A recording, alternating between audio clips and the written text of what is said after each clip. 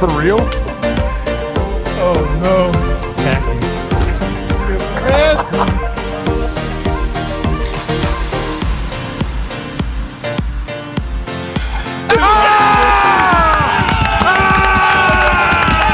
Let's go!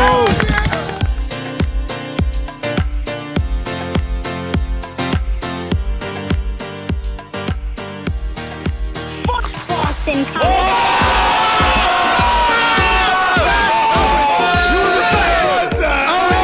State of OH! Today.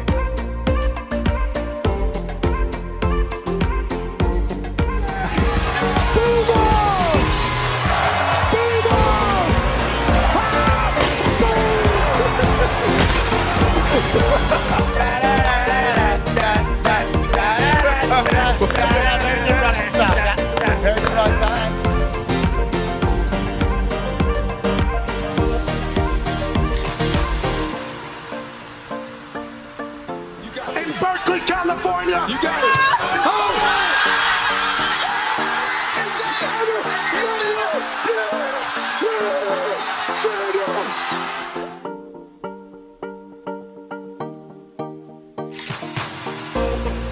This one's for three. AJ Hawk, $5,000.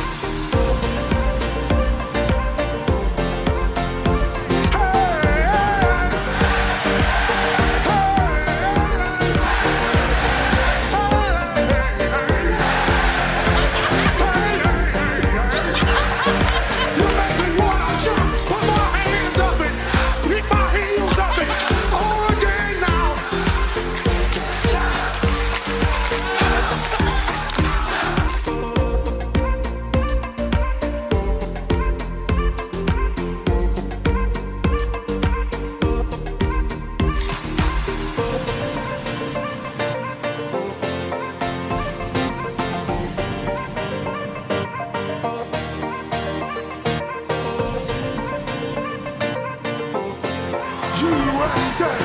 USA! USA!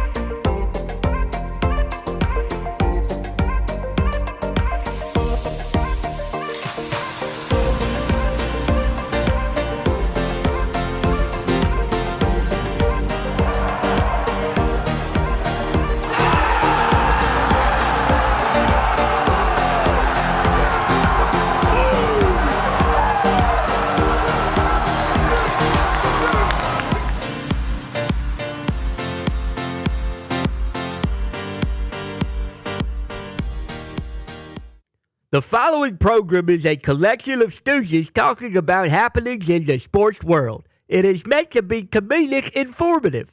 The opinions expressed on this show do not necessarily reflect the beliefs of their peers, their boss, or ESPN. There may be some cuss words because that's how humans in the real world talk. If you are young, please seek permission before watching any further. Hey! What? Let's go! This show stinks, and the fact that you listen, we are very, very thankful for. McAfee on the line with a gorgeous assist. The all-time leading tackler for the Green Bay Packers. You pink! Damn it! Be a friend, tell a friend something nice could change their life.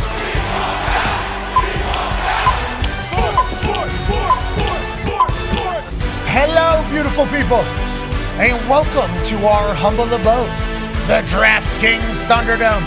On this For Good of Sport Tuesday, July 21st, 2026, this program begins now. Sports are the absolute greatest, and we are so incredibly lucky that we get a chance to chat about them every single day, especially on days like today. We can't help but look in the mirror and understand that we're living the luckiest lives of all time, that we get a chance to chat about the greatest thing that has ever been invented, which is competition in sports. And the sports world is always going to deliver. Now, will it be action-packed highlights every single night of our lives? No, we are realizing. Okay?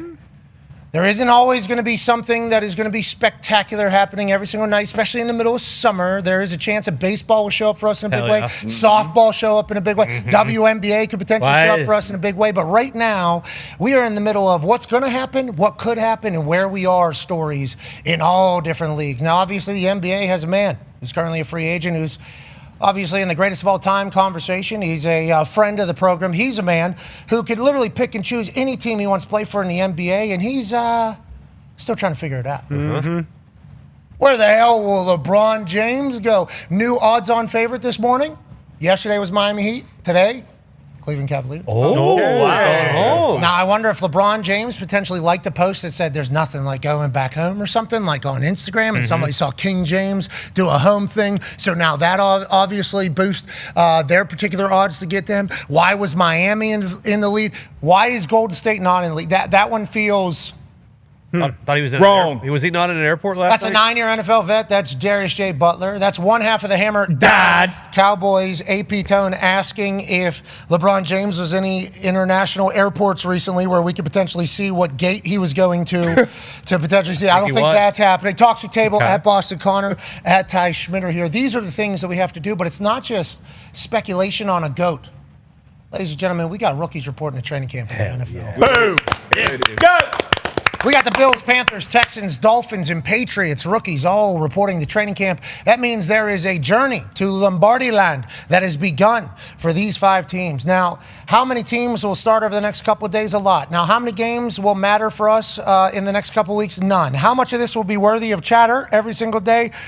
Probably not a lot, but we will say rookies are in NFL buildings today. Yeah! Woo! Come on. Thank you so much. The offseason of sport that obviously was spectacular, and soccer had certainly a big hand in that, which says surprises. What the hell happened in Argentina's locker room before that game? I don't know. Good. Why is everybody crying down there? Pan. Let's go to one half of the hammer. Dad. Cowboys, Bubba Gumpina. Lou Messi needs to get out of Argentina. He needs to be playing for America today. What happened? They weren't even going to win that game before they even stepped onto the pitch, apparently. There's a lot of drama going around this Argentina team that obviously loses in a horribly boring, devastating way. Despicable. They Boring. look beaten before the game started, unfortunately. That's what we're learning now. Messi gave a speech as well. What? Forget what happened in the locker room. Let's go out there. So there's rumblings on the internet. Nobody really knows what happened before that match. It reminds me of 1998 when the Brazilian squad with Ronaldo and all the legends. Sure. There was a dust-up in their locker room. They went out and lost 3-0 to France as well. Bad one. So you're telling me that it's a chance that it was potentially partners, potentially doing stuff with other partners. Oh, boy. On other members of the team. We've seen that take down locker rooms in many a sport. You can obviously assume soccer is that. I'm not saying that's what happened here. We are just saying there's a lot of things that could potentially happen right before a World Cup final that's going to cause the boys to fight each other. Come on. Can't have it. Can't we wait until after the final?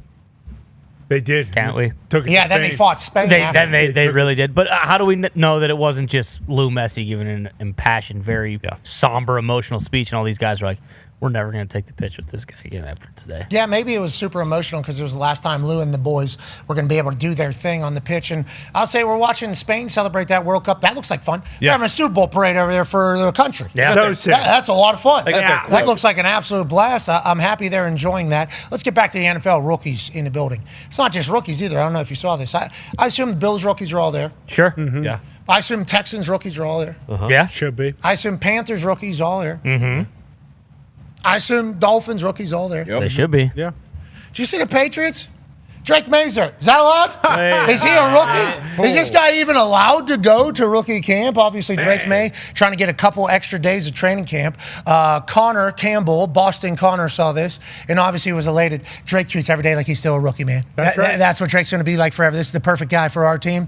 This does make you obviously go a little bit of zipper burn, but this made it feel real to me. When I saw Drake May, MVP finalist last year, okay, number 2 in voting for MVP. Obviously, was in the Super Bowl, took over the world in his first year in an offensive system. Let's imagine that's only going to get better up there for him in New England. Showcase everything that they thought he could potentially be. The athleticism, the ability to throw, the pinpoint accuracy, being able to break down a defense, his footwork, you name it. This guy was everything we thought he was. And I'm seeing him report to training camp. That got me excited. I couldn't even imagine what it did to UConn, man. Yeah, it bricked up immediately. It's hard not to be when you kind of see these players coming in because you mentioned it. When it's the rookies, it's like, okay, is this guy going to be good? Is this guy going to be good? Odds would tell us probably not. But when you see a reigning MVP finalist, a guy who played in the Super Bowl, walk into a brand new building, by the way, I don't know if you saw, that's just a face scan. We're not part of the past. Yeah, I'm sure that won't take forever. No, we're not part of it. That's a good idea. Let's do that one. Yeah. Make sure you're perfectly there. Make sure your eyeballs are perfect. Wasn't even close to perfectly there. He damn near walked past it. Look, hold on, let me just get my face in. Okay, boom,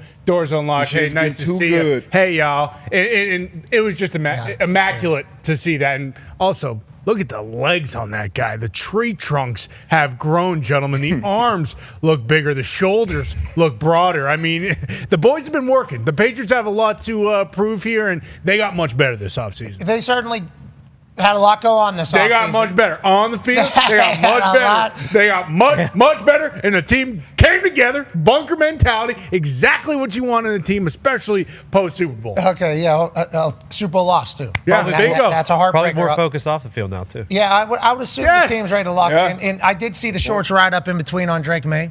You know, that's been happening to me for most of my life. You got good quads, good hammies. Obviously, that thing's going to ride up a little bit. You're going to look like an idiot. But I think he is certainly primed and destined to do something special this season and for the foreseeable future. Him and McDaniels are only going to start speaking the same language even more and more. Yeah, he's 23, so he basically is a rookie. Yeah, so Drake May is getting a head start on camp. He's just going up there. I don't know if he's allowed to be there with the rookie. Nope. But what should we take here for the first couple weeks, D-Bud? Everybody's just trying to get acclimated to the building, acclimated to each other. What do you expect our conversations are going to be like of not only these rookie camps, but these first few weeks of training camp? It'd be a lot of stories of us blowing things up, small things, making them what they need to be. You know, it's just what we have to do. Good. It's a daily sports show. There are some, obviously, quarterbacks. It's always the lead of the conversation. We talk about NFL contracts. There's some quarterbacks. You know how it is with teams and quarterbacks and players in general. Sometimes you have that deadline. Hey, if we get in the training camp, we won't revisit these contract talks until after season. Baker Mayfield down in Tampa. Some quarterback competitions, in Cleveland and Minnesota. So those would be the biggest storylines. And then seeing these, as soon as a rookie makes a play or a rookie drops a ball. Remember Jamar Chase? He can't catch an NFL football. That was nice. Yeah, who knows what this year's story That was true. That was so awesome. He figured it out. No, he didn't. He figured it out. I think he's figured out pretty good. Yeah, Uno, they're paying him a lot of money over there. That was the greatest. He took a year off, obviously. Yeah. Then he gets drafted really high to Cincinnati, go back to his college quarterback, and first 2 days of training camp, he dropped the ball, and that had every expert out there saying, college ball actually has stripes on it. That's why you can kind of see it coming. Maybe your depth perception is a little bit better. Without the stripes, will he know when the ball's getting there? Apparently not. This might be a wasted draft pick. Jamar Chase can't catch an NFL football. Look out. Turns out, he's just trying to figure it out, maybe. Yeah, it's just all right. He just woke up a little bit late, maybe one day, did that entire thing. And I do like that you said we'll blow up the little things, because the little things lead to the big thing. Oh, yeah. That's right. And you have to talk about them all. For instance, Jacoby Brissett, tomorrow, Arizona Cardinals, is he going to be there or not? That's That's a big question. That's the state of the Arizona Cardinals currently. Okay, Jacoby Brissett saying, you can't pay me like I'm a rookie, like left guard. Okay, if I'm going to be your starting quarterback, like there has to be a professional conversation or just a little professional courtesy. And then you got LaFleur over there like, hey, I'm brand new trying to do. I mean, I got Carson back. Come on, this cannot be how this whole thing begins. Have we seen it recently? Has he done anything with the hair? Because I know we don't want people to change. We want them to be themselves when they change. Out in L.A., right? I saw him. You saw him. You had eyes on him. Eyes on him. Is the hair? Arm around shoulder. Me. Okay. Sweaty. Okay. Sweaty. I was in tank top at World Cup, dressed like asshole. Everybody told me I should have dressed nicer. I didn't know we have to wear a suit. It's a soccer game. I know I have to do that. Talking about. But I was very, very lucky to happened upon a section of suites in there. Okay. They're right on the field, and one of them had Tom Cruise in it. Okay. No big deal. David Beckham. Of course. There was a bunch of other people. Is that Roy Keane? I Show Speed. Roy King. Yeah, need more speed. Robbie King. Excuse me. Sorry, Robbie. So him. And then right next to their suite was the Kroenke suite. Okay. And one of them happened to be like, hey, why don't you come look at like our setup over here for what you built here? I'm like, you know what? I'll definitely go to the owner that built this entire stadium, brand new stadium, suite or whatever. I look here. It is. Oh, yeah. Oh, yeah. They do really good over Chef's here. good. Oh, yeah. They do really nice, really good view. McVay was there, though. Super jacked. We all saw that. I actually asked him Great what shape. science he was on. I obviously did that entire thing. And then LaFleur was there, and I recognized him by the hair. Sure. Yeah. And we're only a couple weeks removed from doing our entire breakdown of the way he looked. Right. And obviously he knows of us from Green Bay pretty good, I assume. Yeah, probably. In the entirety. Saw him, noticed the hair, went up, shook his hand. Very cool. I mean, like, incredibly, incredibly awesome. I told him, have you learned that once you become the head coach of the Arizona Cardinals, you have to get in there early. You actually have to pedal the power for the building before you get in there. And then is the team car that they get you? Yabba dabba doo. Yeah, exactly. Are you doing that? Do you have to conserve energy? Are you allowed to have air conditioning in the building? And he's like, stop. I guess they got a massive new practice facility they're currently building. Okay. Like a lot of money. Okay, I was like, am I allowed to report that? He's like, it has been reported. I'm like, oh, we missed it. They're building a massive new practice facility, I do believe, from my understanding, from what I was told there. And also, I think he's getting a chance to like really, I think that was one of the main draws for him. From my conversation, I'm not going to act like I know him. I talked to him for 4 minutes, but it felt 5 minutes, probably 10 actually. I think we had a drink as well. I had a drink. I don't know about him having a drink. I was in a tank top. I was sweaty. He did feel my sweat. But it did feel like one of the big draws of this, because he would have been able to wait and go. Yeah. He's in McVay's. He's offense coordinator in McVay's system. Yep. Matthew Stafford obviously just won an MVP. I'm not saying he's going to get the Ben Johnson-like hype, but there will be future hiring cycles where he will definitely be first one in line. So I asked him, like, I love Scottsdale. I love Phoenix. We love it. We absolutely love it. But that doesn't feel like, especially in the West here, with what you got going on. I mean, every team here is really good. Yeah. And it feels like he's excited to, like, all right, let's go. Let's do this. Let's build this. Let's make this. And he said that he's got a lot of commitment from ownership, and he thinks that's kind of just like a chapter that they're trying to get through in real time as they get to the next one. So I think it's a lot more positive out of Arizona after talking to him. But on that note, we're going to have to see that. And what does that mean for how long? And in the NFC West, yeah, right. I mean, that's just a long way to go. I believe they play the. And then Aaron Donald's coming. I mean, you are little brother in there. Best city, probably. Yeah. Up there, Nashville. No, but in that West. division. Oh, in that division? Yeah. Pretty. LA's awesome. San Fran's also awesome. Seattle, I've been up there. It's beautiful. Phoenix is. Come on. I mean, It's the Phoenix winner. It's the winner. is unbelievable. But in that division at that time, I mean, granted, they do have the Hall of Fame game, and they're kicking everything off, and the history is going to be celebrated to them. It's like, I hope they do get a chance. And he felt like a cool guy. I think we're going to. That's good. I think he felt like a dog. Like Jeremiah Love. And I think they play. Love what they got going on. Love that as I well. think they play the AFC West too, if I remember correctly. Tough draw. Maybe next year, Coach. It's a tough draw. I believe they're plus 1,000 just to win the division, which is pretty heavy odds. Okay, let's get back to some odds for the other massive news story that's happening in sports world. LeBron James, what are the odds where Cleveland became the favorite this morning? Yep. Can you tell us where we sit on DraftKings, the best sports book on earth? Yeah, Cleveland now the favorites at plus 140. The Heat now slide right behind them, followed by Golden State and the Sixers. It's really been those four teams the entire time, and they've kind of rotated and flip-flopped. We do this with the draft, and we do this with things like this, where we talk about how, like, this is the one time where unless the sports books are talking directly to LeBron or someone in his camp, just as much as they do because of the information that is being reported and leaked out. It's the one time you can try to take advantage of information like this. But as of right now, Cavaliers are the favorites. Who knows? Nobody knows shit right now, but it's probably between those four. Okay, so nobody knows shit. Let's find out. No relation to Jake and Logan. Ladies and gentlemen, founder of Clutch, Rich Paul. Okay. Rich. Okay, Rich. Yes, sir.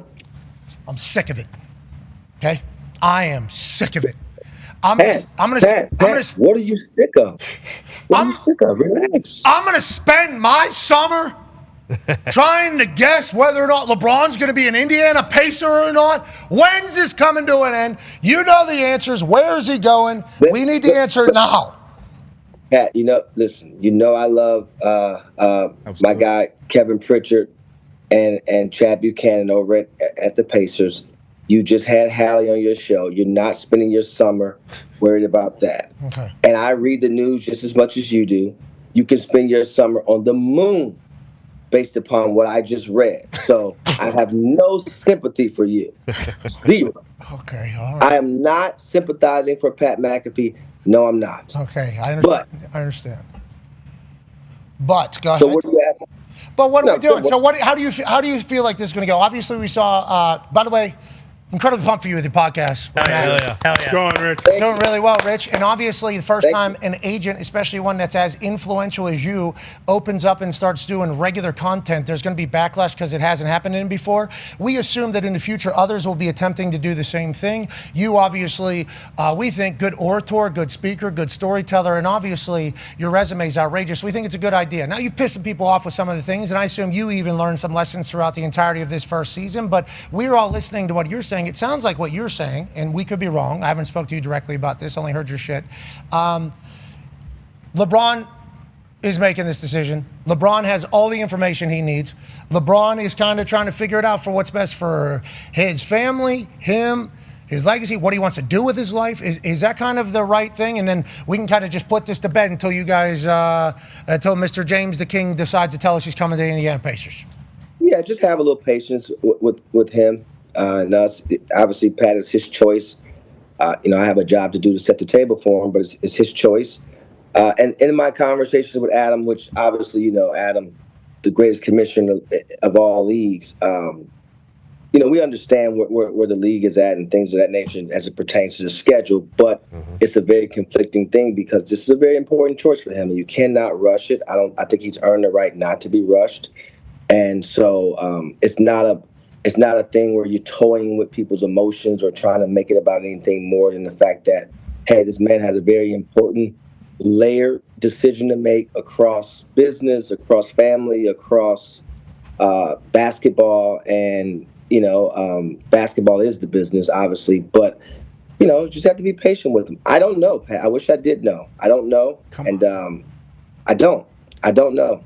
That's Connor yelling. I wouldn't even joke with you. That's Connor right there, and I appreciate him doing that. But also, I appreciate the fact, and this was just like when Aaron Rodgers was trying to figure out what the hell he wanted to do. Mm-hmm. Aaron Rodgers has committed his entire life to football. Okay, so him deciding whether or not he wants to continue or play somewhere else is a huge decision for him personally. Now, for us as Daily Sports Show, we like that decision to be made yesterday. Immediately. Mm-hmm. Yeah, or this morning. We would like that. But on that note, he's played basketball his entire life. Who knows how many more pages this book has of King James's basketball career? What he decides to do with those is a massive decision, a lot of consequences on it. Now, last question here does come from Connor, Rich. Yeah, Rich, I think we all would like to know, is this going to be like a farewell tour just because so we can all take it in and enjoy it? Or is this one of those things where it's going to be, he plays a year and then makes another decision just because based on how his body feels, how he's feeling mentally? What is that process like? Connor, I have no idea. I think if you follow his career, he's always been someone to take care of his body and things like that, to put himself in a position that when and if he decides to make whatever decision he decides to make in terms of his choice for continuing to play or not continuing to play, it's because he wants to make that choice, not because he has to make that choice. And I think as a former athlete, I know AJ's on the show and I know Pat's on the show, and I'll include myself in that as a former athlete myself. Not you, D-Butt. Fucked up, Rich. Pretty racist, kind of. I'm sorry. But no, in all seriousness, I think, Pat, when you put yourself in this position, has there ever been someone who gets to a place to where they can honestly decide with full clarity and choosing whatever they decide, whatever they choose as pertains to continuing to play a sport or where you're going to go to continue your professional career with full clarity? Normally, we are manipulated by a financial component, and in this case, he's not. And so, look, I think, like I said to him and I said to you guys, I've said on my show, hopefully, your audience is tuning into the Game Over show Absolutely. On Spotify, Netflix, but with myself and Max Kellerman. But I think that it's a very unique position to be in, and it's something that I think, again, you have to be happy for a guy who's earned it. I asked him to find humility and peace while still playing the game, and if he can do that moving forward. I personally don't like to think about the end of it because, he's got so much left in the tank, but that's his choice. He has his family and things of that nature. So, but me personally, I don't like to think about that because he's been so great to us and so great to the game, and he's meant so much to the sport. But for now, we don't know. Be a little patient, and he's going to choose whenever he chooses, and wherever he goes, I'm going to be ecstatic for him, and I'm sure that fan base will as well. All right, you're the man. We appreciate you stopping by, giving us a little brief glimpse into what's happening behind the scenes, and we agree with what you're saying. LeBron's earned the right to be in this position, and I think LeBron, although he is still, the kid from Akron, he understands that the entire world wants to know what he's doing, and I'd want him to know that should not mean that he should give us an answer sooner than later, but if he wants to come to the Pacers, we'd like to break it right here. That's right. Okay. Well, I'll let him know that. I'm sure he'll probably watch it and hear you say it yourself. I have a question for you though, Pat. Mm-hmm. I want to personally invite you to the Clutch Cup.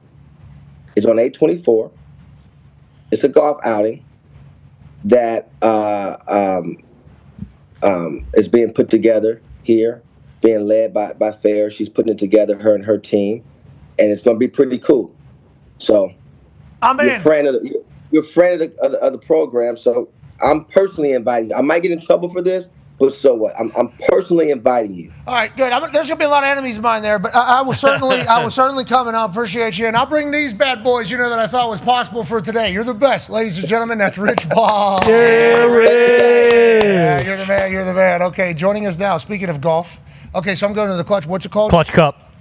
You guys are going too. We say 8/24. 8/24. Yeah. He did invite us.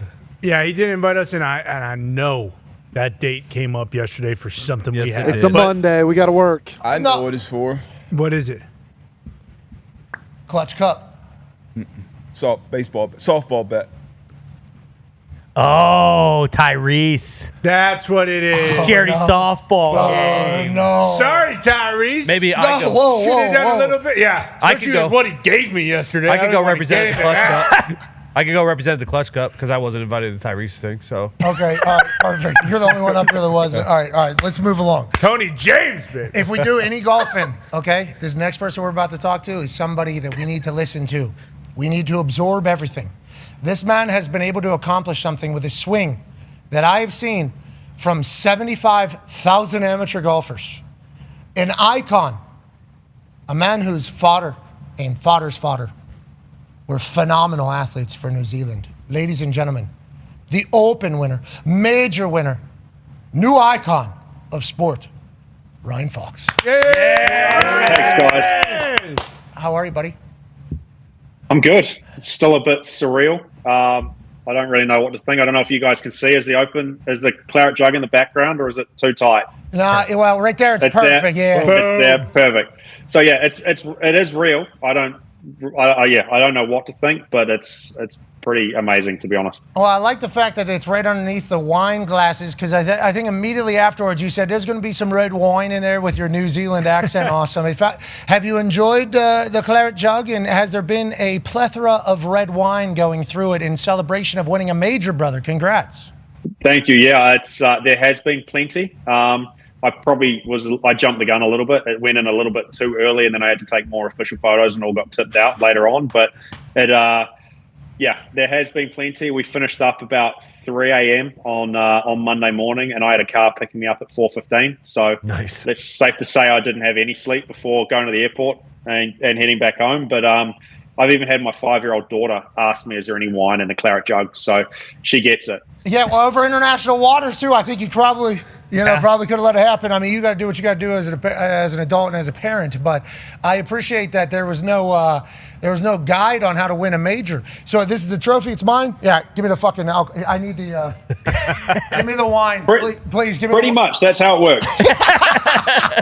Ryan, no. You got to go do 10 interviews. You got to go take photos with it. We still need to get the close-up shot of the jug. It can't have. All right, I'll chug it, I guess. Yeah. That is spectacular. I want to let you know that's very relatable. So is your swing. Can you please tell me about this? Because I assume you've been told your entire... I read your story. You didn't start golfing until you were 18, I believe. And then when you were 24, I think, is whenever you became pro. You were going to be a lawyer. Then you get into golf. Turns out it works out for you pretty good. But your swing... And this is crazy for me to say because you are actually 2,000 times better than me as a golfer.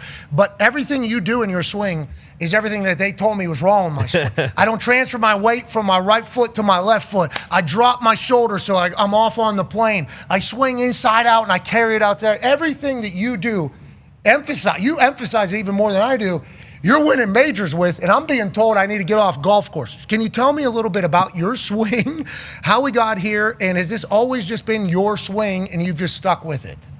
Yeah, look, I would say it's always been my swing. It's all like I do have a coach, believe me, but it's always been like function over form. Like if the body moves right, like I don't really care what it looks like. Obviously, like it doesn't look great, but the ball goes where I want it to go most of the time. So.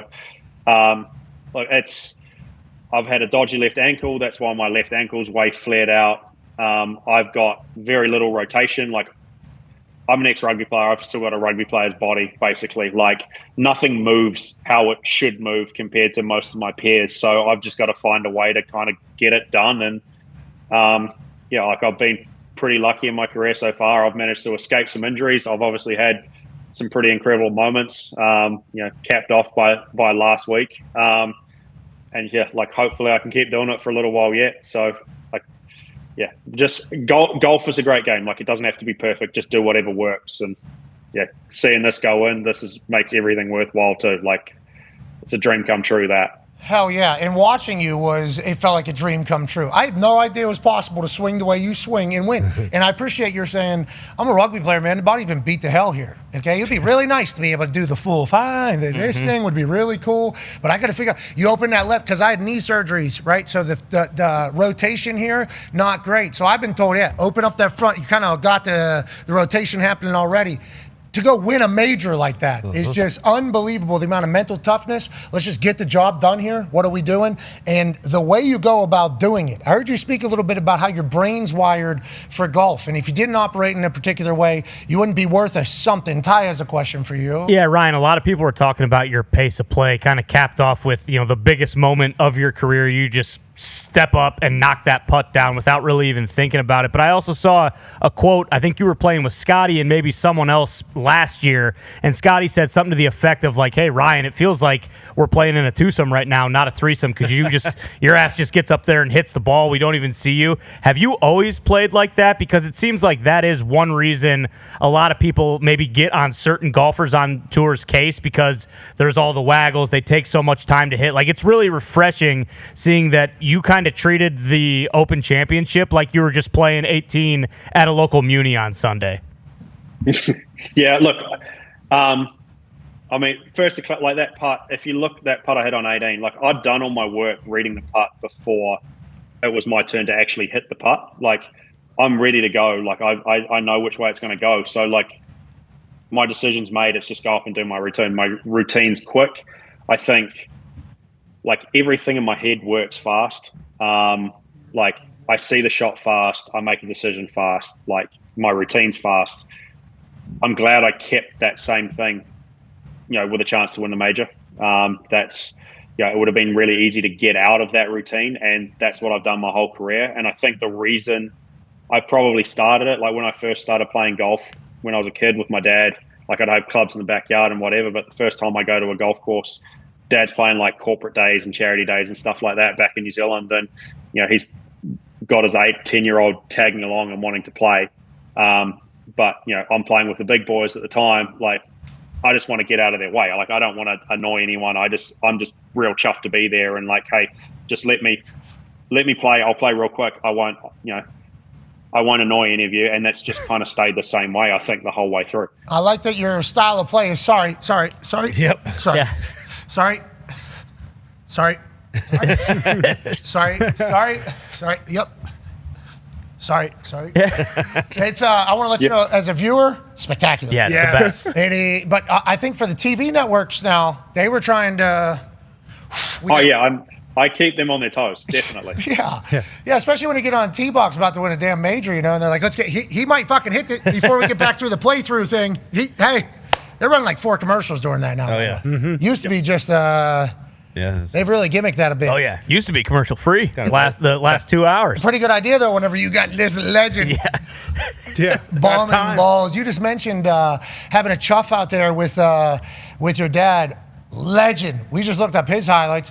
This guy could boot balls. I mean, he was a rugby stud back there. Did he do the? Because we know the All Blacks, the haka, and was he a part of all that? And he had a lustrous career. Now, this guy, one of the best of. They're saying like one of the best ever kickers in the history of New Zealand rugby or something. One of the greatest fly halves of all time. What is it? What do they call fly halves? Oh, a fly half. Yeah, one of the greatest fly halves of all time. He holds multiple world records still in the Rugby Cup.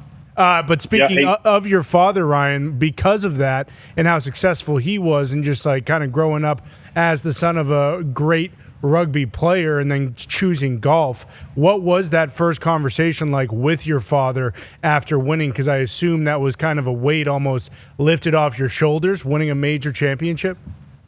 Yeah, look, I think you probably saw the conversation in the little room afterwards, the holding room or whatever it was. I got to call my wife and kids, and also got to call mum and dad. And I think dad, he was pretty lost for words, which doesn't happen very much for him, to be honest. Like, I think he would have been a nervous wreck. Like, he's a guy, he was always renowned as cool and calm under pressure, like obviously goal kicking to try to win games and stuff like that. You have to be able to deal with pressure. But when he wasn't in control, he's pretty terrible with stuff. So I imagine he was pacing around the living room, just not knowing what to think coming down those last few holes there. So I kind of would have liked to have been a fly on the wall and see how that played out at home back in New Zealand. But yeah, look, he gave up a lot. He used to caddy for me when I was playing amateur golf. He caddy for me even a bit into my professional career. Like he was always there. Like there was never any pressure to carry on in his footsteps, play rugby or anything like that. So I'm looking forward to taking this little trophy home behind me and sharing a little drink out of it with him. It was a tradition in rugby. There's something called the Bledisloe Cup, New Zealand versus Australia. Apparently it fits 42 beers in it. Apparently. Yeah. So that was always a tradition for them to drink beers out of the Bledisloe Cup if you win the Bledisloe Cup. And I've been lucky enough to do it with the current All Black team last year and back in New Zealand. So I think it's tradition to drink something out of the claret jug, and it probably should be claret, to be honest. Up the clarets. Apparently there is how many wine glasses in the claret?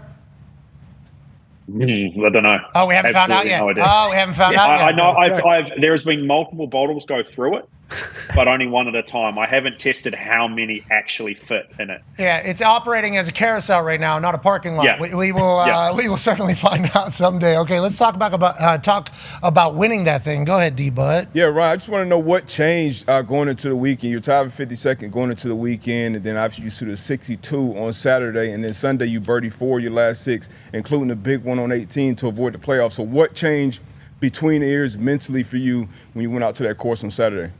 You nailed that, D-Bud. Honestly, not that much. I felt like I played really good on Thursday, and I just putted like a donkey. To be honest, I was awful on the greens on Thursday, and then I had a really good patch through the middle of the round on Friday, and felt like I was playing really good. I was 4 under for the round on Friday, and made a couple of bogeys coming home, but made the cut. And like the conditions are a lot more scoreable early on. I kind of felt like a Saturday, if I can get out early and shoot a score, like I've got a chance of having a decent week. Didn't quite think I'd shoot 62. Getting to play with Xander as well. Like that was just a day where everything went in. I had everything where I wanted to, and I didn't hit a very good putt for 61 here, but I was probably a bit nervous over that putt too, to be honest, knowing there was a little bit of history involved to have a chance of shooting the best score in major history. And then Sunday, I just kind of kept those same feelings going, and I'm not sure how mentally I managed it on Sunday. Like I look back on it now and it feels really scary and intimidating, but being in the actual position, I felt in control. I felt like my game was good, and like I hold everything down the stretch. Like golf's a funny game. Like with all the nerves, putting is almost the hardest thing, and I just felt really comfortable at that point, and like I've seen the last hole now you guys are playing. Like, this is the best hole I could potentially ever play in golf. Like, it was 3 perfect shots right there with a chance to win a major championship. Like, I would never have dreamed of being able to do that or having the mental strength to be able to do it. Hey, by the way, congratulations on finding out that you can do it. Yeah, That's a cool thing to learn. Hey, that's a cool thing to learn about yourself, I think. You know, and I was a kicker punter in college, and then in the NFL, just a punter. And, you know, a lot of eyes, a lot of pressure moment. If you mess up, everybody's going to know it's you. And nowhere near the amount of reps that you guys have. But there is like a certain, like, I think I'm ready for the moment. I think so. You know, and then you get into it. Like, I was punting in the Super Bowl. I didn't know how to punt, and Reggie Bush was the returner. So that was like a fun thing. Yeah. That was a fun thing. That would be tough. Yeah, but that was like a fun thing for me to like get through. It's like, all right, you had to go out there and do your job. You did your job, and they're blaming a lot of people for the Super Bowl loss, and you're not one of them. So let's just go ahead and move forward. That was a big deal for me. Felt like a big weight off my shoulders. For you, I assume the same thing for you. Immediately afterwards, it's like I knew I put in a lot of work for this moment. I didn't know if I was going to be able to do it. I did it. Hell yeah, me, first of all. But also the rest of your life now, a little bit different. Because you got the, you know, kind of the monkey off your back, metaphorically, if that makes sense. Yeah, look, I think I've achieved more than I probably ever thought I could achieve when I turned pro and at the end of 2011. Like, I've had a great career. Even before winning last week, I would have taken it. And then this is just, like, beyond my wildest dreams. So, like, yeah, now I've got a bit to think about. Like, where do I go from here? Like, try to refocus. I obviously want to keep playing for longer. There's some other stuff that I'd like to achieve, like getting in the President's Cup team was a big goal. I think I probably should be okay for that later in the year now. Mm-hmm. We're going to beat your ass, but yes. I hope not, but I'll be trying my best to make sure that doesn't happen. No, the guys are actually going to fight you. We're actually going to fight this year. And your old I'd back myself in a fight. I reckon I'd go okay in a No, fight. your old rugby ass can't take it anymore. We've seen those hips, pal. We've seen those. I can't run after people. If someone hits me and run off, I won't chase them. But if they stand there, I reckon I can throw one back. I reckon so as well. I reckon as well. Okay, so obviously these goals that you have laid out are much more attainable, like President's Cup and everything like that. But I just want to let you know from a golf popularity standpoint, and I just speak for one doofus here in Indiana, I mean, you won me over immediately. Oh, yeah. And I feel like, and maybe this is wrong, but I watch Flight of the Conchords, so I feel like I know your country pretty good. Okay, was that right? I guess I was right. Yeah. Okay, so it feels like you are a humble bunch. It does feel like the New Zealand crowd is a humble bunch, is kind of my takeaway. We are. Okay, Yep. and self-deprecating and everything like that. Yeah. It feels like it's a really good culture, and I just want to let you know, I think golf people are not only fall in love with you, but I'm excited for our journey alongside of you here, man. Actually, like legitimately, I'm pumped to be a fan of yours. I think I'm not the only one saying that. Well, thank you. I appreciate that. I mean, I've felt it. I've checked a little bit of social media. I'm trying to catch up on everything at the moment. Like, it's been a whirlwind last 48 hours or so. And the amount of like positive things I've heard, like from the commentary, from the crowd out there, from just random comments I've seen, like, it's been unreal. Like, I really don't know what's coming for me in the next couple of months, to be honest. I think it's going to be a shock to the system, but I'm going to look forward to the ride, that's for sure. Yeah, you've earned it, pal. Never forget it. Okay, last question as we talk about the future of golf. Go ahead, Tone. Yeah, Ryan, there was some news today. The PGA Tour, the DP World Tour, and the Asian Tour, they came together and continued their partnership for now multi-years moving forward. Obviously, you as an international player who's played on all three of these tours, I was just saying, how big is this for international players and like international kids who are trying to come up, make the PGA Tour and play in majors like you have? Look, I've only just seen the news this morning. Obviously, I've got a few other things going on too, but that's huge for golf, I think. I have played on all three tours, which is pretty amazing. And being an international, like, golf is big outside America. I know golf's big in America, but really, like, it exists out there. Yeah, it does. It really does. Like, there is a lot of good players from around the world. And they have that pathway now from the Asian Tour is amazing, and I think it's going to be great for golf going forward to have the tours working together like that. All right, so United States did not win the World Cup. No. Okay, we all saw it. Yep. You need to know we need to win that President's Cup. Mm-hmm. Yeah, because we didn't win the Ryder Cup either. Yeah, we need to win the President's Cup too. The international needs to win it at some point. And I'm going to be trying my best to make sure that happens this time. No, but maybe you take your time when you're golfing out there. Slow it down. Yeah, slow it down. No, definitely not. Get on that tee box. Look around. I want a major. Look, do a whole one of those. Mm-hmm. Then get over that ball and then just start thinking to yourself, what am I doing here? Yeah. What am I trying to do here? Four swing thought. Yeah, just take your time. Yeah. If I take my time, there is way too many things that can pop into my head. Sure. Like, it's easier if you go quicker. You just go, I got to hit it there and hit it. That's why I do it half of the time. Just don't let the bad thoughts creep in. Yeah, that's what we're saying at the President's Cup. Let him in. Yeah, I know. A couple waggles. Has the U.S. done well? No. I don't need to do that. We're going to try to get your number. And, I don't know if you saw the Mexican soccer fans outside of the England hotel. We're going to be doing the same thing to your phone before President's Cup. Yeah. We're going to be blowing that thing up. Okay, we need it. We've only won 10 in a row. What? Oh, yeah, only 10. That doesn't sound like a lot. We need 11, though, because have you heard about the Boston Red Sox? Yeah. All right, That's the real Ryan, you're the man. We appreciate you so much for joining us. Congratulations. We cannot wait to watch the rest of your career. And thank you for taking the time out of your busy life, and especially time out of chugging red wine out of that jug to chit-chat with us. Thanks, guys. Appreciate it. I've got the whole year to drink red wine out of it. I'll be good. Does your dad, and I will be utilizing the entire year, is your dad still kick? Your dad still kick? No, he's had a couple of knee replacements as it is, so he's no good with that. He can still kick with his left foot, which is really frustrating for me. But yeah, with the ankle, yeah. All right, I appreciate you. You're the man. Ladies and gentlemen, Ryan Fox. Yeah, Ryan. Favorite golfer. Yeah, very likable. Bar none. The New Zealand people, just super duper, like the most humble, we're the dumbest of all time. Like, it feels like that's what I learned from Flight of the Conchords. Yeah. Flight of the Conchords comedy on HBO. I watched it and I was like, oh, I've been to New Zealand before. I saw Jermaine and Brett. They kind of broke it all down. And Murray, geez, that guy outrageous. So, I mean, that is their culture. So it feels like having massive success doesn't really, necessarily like change you. Yeah. But I do appreciate the fact that he got to have the moment with himself at some point where it was like, hey, man, we showed up. Holy shit. Because you don't know until you know, And that convo afterwards is like a cool thing. Like, let's acknowledge what just, long time wondering if it was going to. He said, I also appreciate that a major was on the line and I went really fast. He said, I appreciate that. It was like him learning in real time. Like, all right, well, I still do it. When the biggest thing is on the line, I absolutely will. Because there's been a lot of people who probably told him, you need to slow down, you need to think this thing through, you need to do this. And he's like, no, this is how I play, this is how I play. And then he learned in real time, in the biggest moment of his life, will he stick to it? And he did. And he drains it. It's like, that had to be such a freeing moment for Ryan Fox, who had question marks probably, no matter how much success he's had.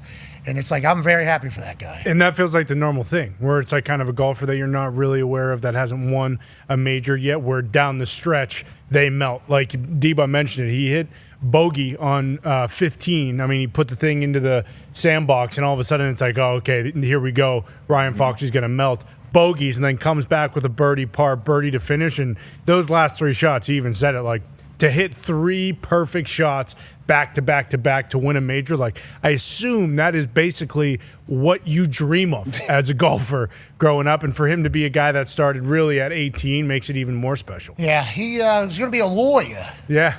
And it's only him, like, who, well, obviously his family is probably close friends, who can even, like, realistically imagine some shit like that actually happen. Like Rory, Scotty, Bryce, and all these guys, were phenoms when they were 12, 13. So it's like, okay, at some point, this guy's going to be the guy, the face of golf. That was never kind of a reality for him until it actually happened at 39. That's insane. I hope he continues to go. Yeah. And I think he will, because but he even said it in there, I got to figure out how to get refocused on the I don't want to say John Deere, because if John Deere's involved, it's a big deal. But the Rocket Super Duper Mortgage Classic next week somewhere, like, that's a funny thing. He's like, all right, now I got to figure out, this one matters. Yeah, this one still matters. Okay, this one still, but it is a bonus. Everything he's doing now is bonus, because he'll always be a major champion. Yeah. Like, that is a huge, you win one Super Bowl, you're always a Super Bowl champion. Yep. You make one Pro Bowl, you're always a Pro Bowler. You make one All-Pro, they'll always call you an All-Pro. It's like you win one major forever, that's a major winner. And you're introduced differently into every room that you step foot into. Joining us now, ladies and gentlemen, is somebody that might be breaking some news here shortly that would certainly change how all of college sports works. Live from SEC Media Days is a Big Ten icon, college football legend, friend of the program, ladies and gentlemen, joining us, college football analyst and insider for ESPN, Heather Dinny. Heather, you're a little blurry, but we're not going to blame. We understand through the blur. That's like you look like you're at 380p right now, I would say, but you look amazing. Thank you for joining us, Miss Heather. Thank you. Thanks for having me on, guys. Okay, feels like a lot of the news out of the SEC Media Days has been things that aren't necessarily just the SEC. For instance, Michigan AD stepping down at the end of the year. That comes through SEC Media Days. College football separating into a super league away from the NCAA is a positive. You said it was a possibility or something like that. It felt like you were more positive about it than we thought would ever potentially be real. Is there a chance for a super league of college football that breaks away from the NCAA rulers? And why would that happen? And when would that happen, Miss Heather? Okay, let's hit the reset button for a second. Not Super League. What we're talking about here is the SEC specifically separating from the NCAA. Here's why. Because if they don't get federal legislation, university presidents and chancellors and SEC Commissioner Greg Sankey in this league are saying we need to create our own rules. What does that mean? What does that look like? Well, not just football, Pat, but you could be seeing SEC softball and baseball and basketball all just playing each other in an SEC-centric league. Why? Because part of it is, well, you can say, hey, football, you have $40 million for your roster. Softball, you have $10 million or whatever it is for your rosters, right? So everyone is playing with the same rules, the same salary caps, and the same, just playing by the same rules, right? But Greg Sankey said that that's not the preference. And I want to go back to your Super League question. Big Ten Commissioner Tony Petitti and Greg Sankey have both said publicly that no one is talking about a Super League. What we are talking about, what SEC is talking about, is them separating from the NCAA only if they don't get federal legislation to help antitrust with protection for the NCAA. So I'll stop there. What else do you have for me? Hit me. Okay, so everybody wants the NCAA to be able to rule. They want a ruling party of some sort, is what everybody seemingly wants. But then we read the Protect College Sports Act, and then there's a bunch of things in there that allegedly nobody in sport knew about that I guess politicians snuck in at the last second or something like that. Classic Washington, D.C. The Protect College Sports Act, which I think is an offspring of the SCORE Act, I believe. I don't want to get too deep into it all. But then there's all that type of stuff happening. We need something to pass. Everybody agrees that we need something to pass, but nobody can agree on all the other shit that's going around it. So will anything ever pass is kind of the question that I'm asking. And Sankey and Petitti saying, we're not talking about Super League. We're just talking about leaving the NCAA independently. Right. It's like, so then you wouldn't. Yeah. And then if you guys plucked a couple teams from Big 12 and from ACC, that wouldn't be a Super League. Kind of definition of a Super League. Yeah, would they still play for that wouldn't be a Super League. They still play for national championships? I think they would just call it a Super League championship. Hey, congratulations, you won a Super League national championship. Or do they play the national championship? Is that inevitable? Or are we going to get some ruling, you think, in D.C. that gets some sort of ruling body? Because the NCAA, they can rule on hamburgers, they can rule on texting whenever you're not supposed to text, but they can't rule on $10 million, $20 million because they just get sued immediately and they have no say in anything. So all anybody wants is the NCAA to have a little bit of power. Is that accurate? And do we think we're anywhere near that happening, Miss Heather? I'm going to give you my personal opinion, and the answer is I don't. And it's because I know how Congress works. And it's a now or never deal right now, because if they can't find a compromise and get this done, the Senate's out of session in August. Yeah, the senators fly home, and then you're in an election year. And I promise you, the new senators who are coming into their new office on their first day of work, the last thing they want to do is fix college athletics. And so if this doesn't happen now, and if it doesn't get to the Senate floor for a vote this month, I personally will be shocked if it ever happens. But Pat, you got to look at the Big 12 and Texas Tech and Brendan Sorsby as an example for the possibility. Texas Tech, the NCAA reached a new low because they couldn't even enforce their own gambling laws, right? So the Big 12 said, hey, we're going to file this lawsuit. We have our own laws, and we should have the right to enforce them. You can't gamble in our league and play football, right? So to me, that was a big example of how conferences can try to regulate themselves. It's not going to end all litigation. There's lawsuits left and right all over the place. But people in college athletics are sick of this. They are tired of not being able to enforce rules, including the very basic rule of you can't gamble in college sports, especially on your own team. It's also interesting because I guess if the conferences just kind of take their own control, then what is the NCAA? And then what rules are in and what rules aren't in? And what does the SEC get to do that the Big Ten won't agree to? Or what will the Big 12 do that maybe somebody else can't do? I mean, come on. I don't like you painting a picture of, and then they go on recess where they don't do anything. I don't know if they do anything on a daily basis. Playground. But then they actually, they go. Monkey bars, They get some chocolate milk and they get their crayons out and they do that entire thing. The jams. And then, we got an election year coming up, so they're not. Yeah, I don't give a shit about college football. Yeah, there's no way they're going to be able to get that. I don't like you doing all the very accurate things that you were doing right there, okay? Because I'm scared to death about it. I'm actually pretty scared about this, especially as somebody that has, even more so of a rooting interest in like West Virginia at this point. And I love the opportunities that West Virginia is providing for a lot of dogs in football. Super League, like West Virginia, obviously getting invited because of how awesome it is. Sure. Rich Rod. Let's remember that. I don't know. Yeah, let's remember that. Sankey, Petiti. I don't know. West Virginia is awesome. Yes, they are. That's what we need to continue to do. I think they make it. UConn isn't ever.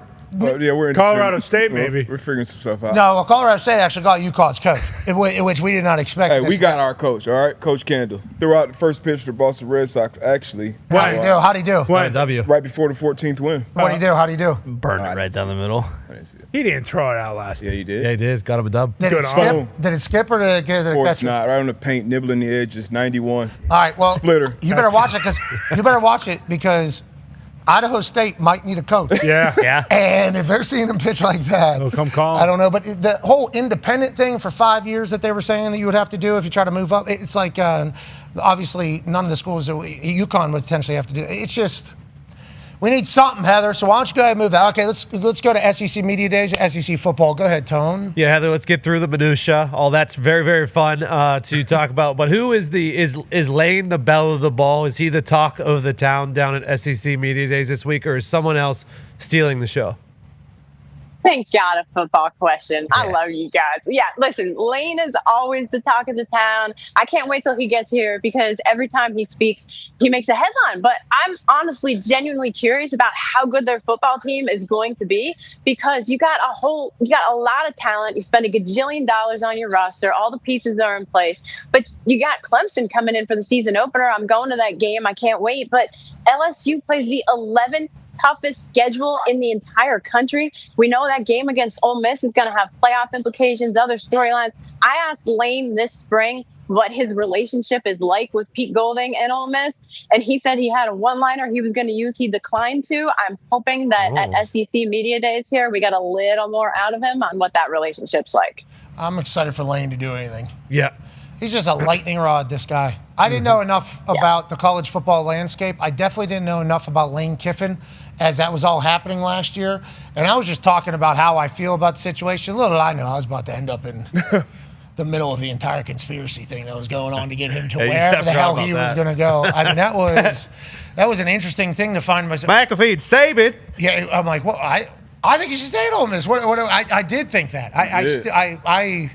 I just didn't know why you would just sign up for the inevitable chaos that was going to come from that, especially in the middle of a playoff. They could have won a national championship. Wait, I just in my eyes, just in my naive mind, is what people would tell me in college football. In my naive mind, that felt like a really good spot in a place that, like Signetti at Indiana. Yeah, we'll get you. This is your entire thing, and then all the college football people were like, "Yeah, right." What are you talking about? Can't turn down that job. You know Louisiana. You can get down to Louisiana.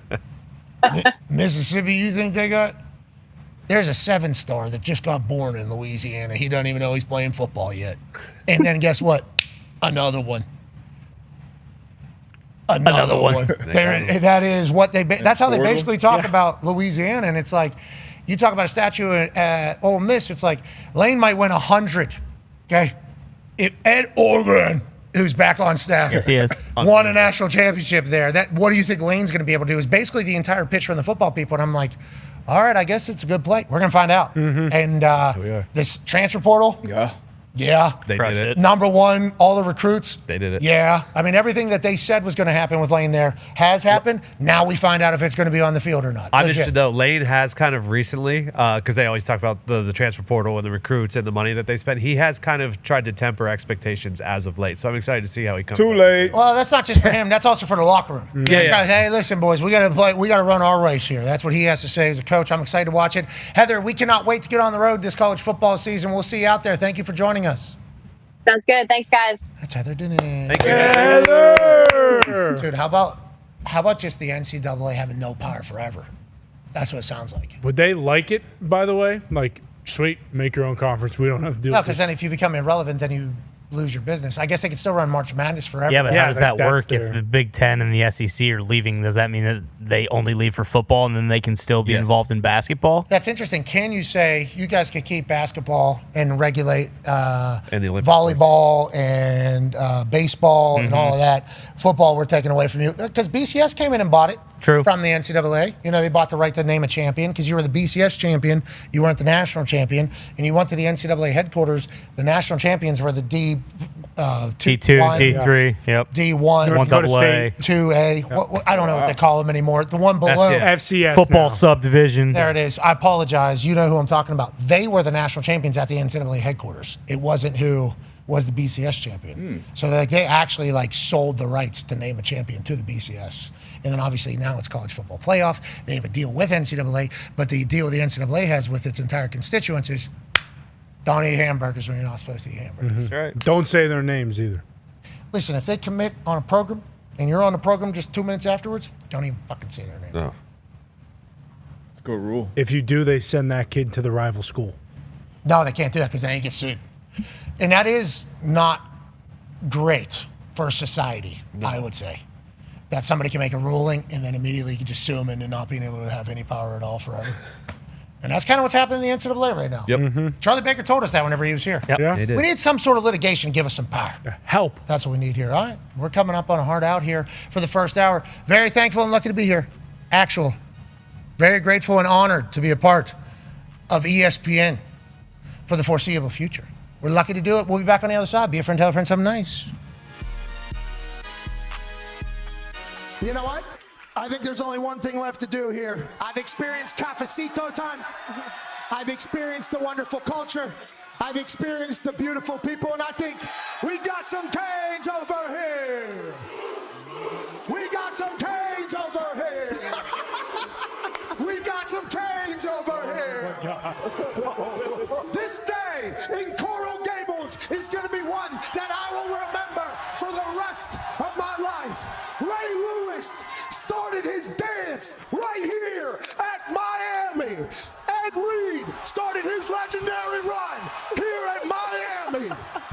The legends of football run deep. The moments are special. The national championships are in abundance. Just last year, a lovely University of Miami woman diver from Italy won a national championship.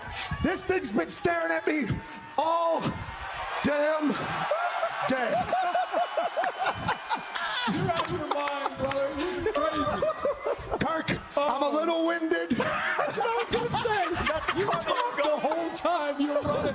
I'm giving you a chance to catch your breath, you son of a bitch. You're crazy. I hope somebody got a lifesaver over there. Is there a lot of that? Something. My man's out of breath. It is a long way to the top. Are you going to jump in your suit? Are you going to jump in that Oh, my God. Yeah, so I'm tired for you.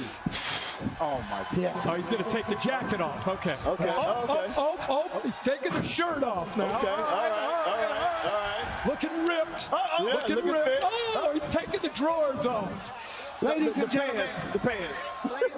Not the drawers. Ladies and gentlemen, if you come to this beautiful campus, you will notice quickly that the students here love this university. They love this atmosphere. And I'm with everybody. I think the U is back. Give me. He's got the speed on. Oh, my God. Give me the. Oh, God.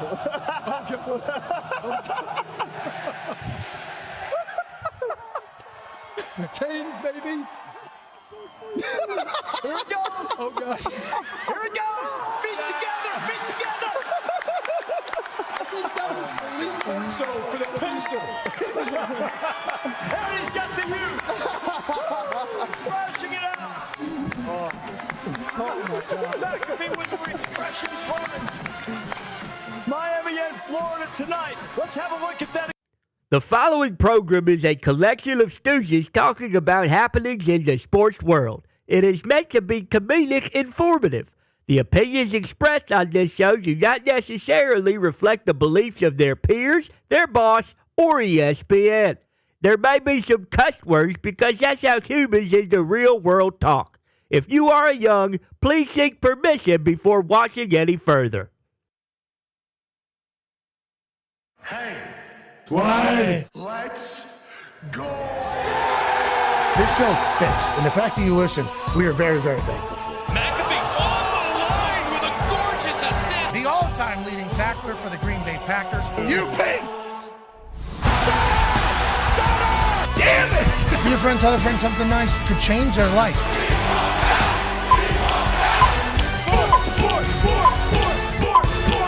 Hello, beautiful people, and welcome back to our humble abode, the DraftKings Thunderdome.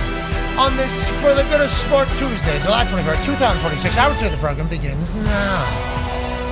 Sport are the absolute greatest. We're so incredibly lucky and thankful that we get a chance to chat about it every single day, and that only happens because of all of you. We're grateful for that. Hell yeah. The Talk Step was here at Boston Connor and at Ty Schmidt. One half of the Hammer. Dahn. Cowboys AP Tone is here. 9-year NFL vet. Darius J. Butler is here. D-Buck, Yes, good to sir. see you, pal. Hey, great to be here, man. We're so close. I almost came this close to seeing football. Oh, That's wait, how during close we the, are. I was actually thinking about this morning when it's gonna happen. Yeah. Yeah, because what we guys had, what'd you guys say last Monday? It was dongs. Yeah, big dongs. Big old dongs. Big dongs. Do you remember that? Some people did say, yep. ESPYs. Big as veiny. Aspies. Last week. I don't think I heard Big Veiny. anywhere. Someone did. I did not hear that. What? Was that him? Was that? I think it was Ooh, absolutely not. Steve I O's haven't seen idea. that World Cup trophy keep popping up on my Well, yeah, What about that's a little much. What are you talking about? That thing? Yep. Yeah. me in 7th grade for no reason at all. Yeah, on the bus rolling in. Interesting times. Yeah, I've seen a lot of that inflatable penis-looking trophy. Yeah. Certainly go fully erect out there before a great halftime performance. I didn't know how much the World Cup halftime performance was going to get scrutinized. I thought it was fine. There's a lot of Bigger people than Super talking Bowl. about it. There's a lot of people talking about it. Chris Martin? I appreciate everything that comes up. Shakira. She I always mean, brings it. there was a good question to ask. How come Madonna didn't get out on the field? She was just in the tunnel? Yeah. That car. Ronaldo driving the car. That was comedy. Yeah, I don't know. And then Biebs, by the way, just him and a guitar. Yep. That's all Biebs needs. Exactly. He should have played a slower song. I think so. I was let down by Biebs. Yeah, I was hoping That for was What you guys something. want? Baby. No. Is baby, it too oh. How about Despacito? Yeah. Oh, that would have been That awesome, would- especially because. Yeah. If you played Sorry.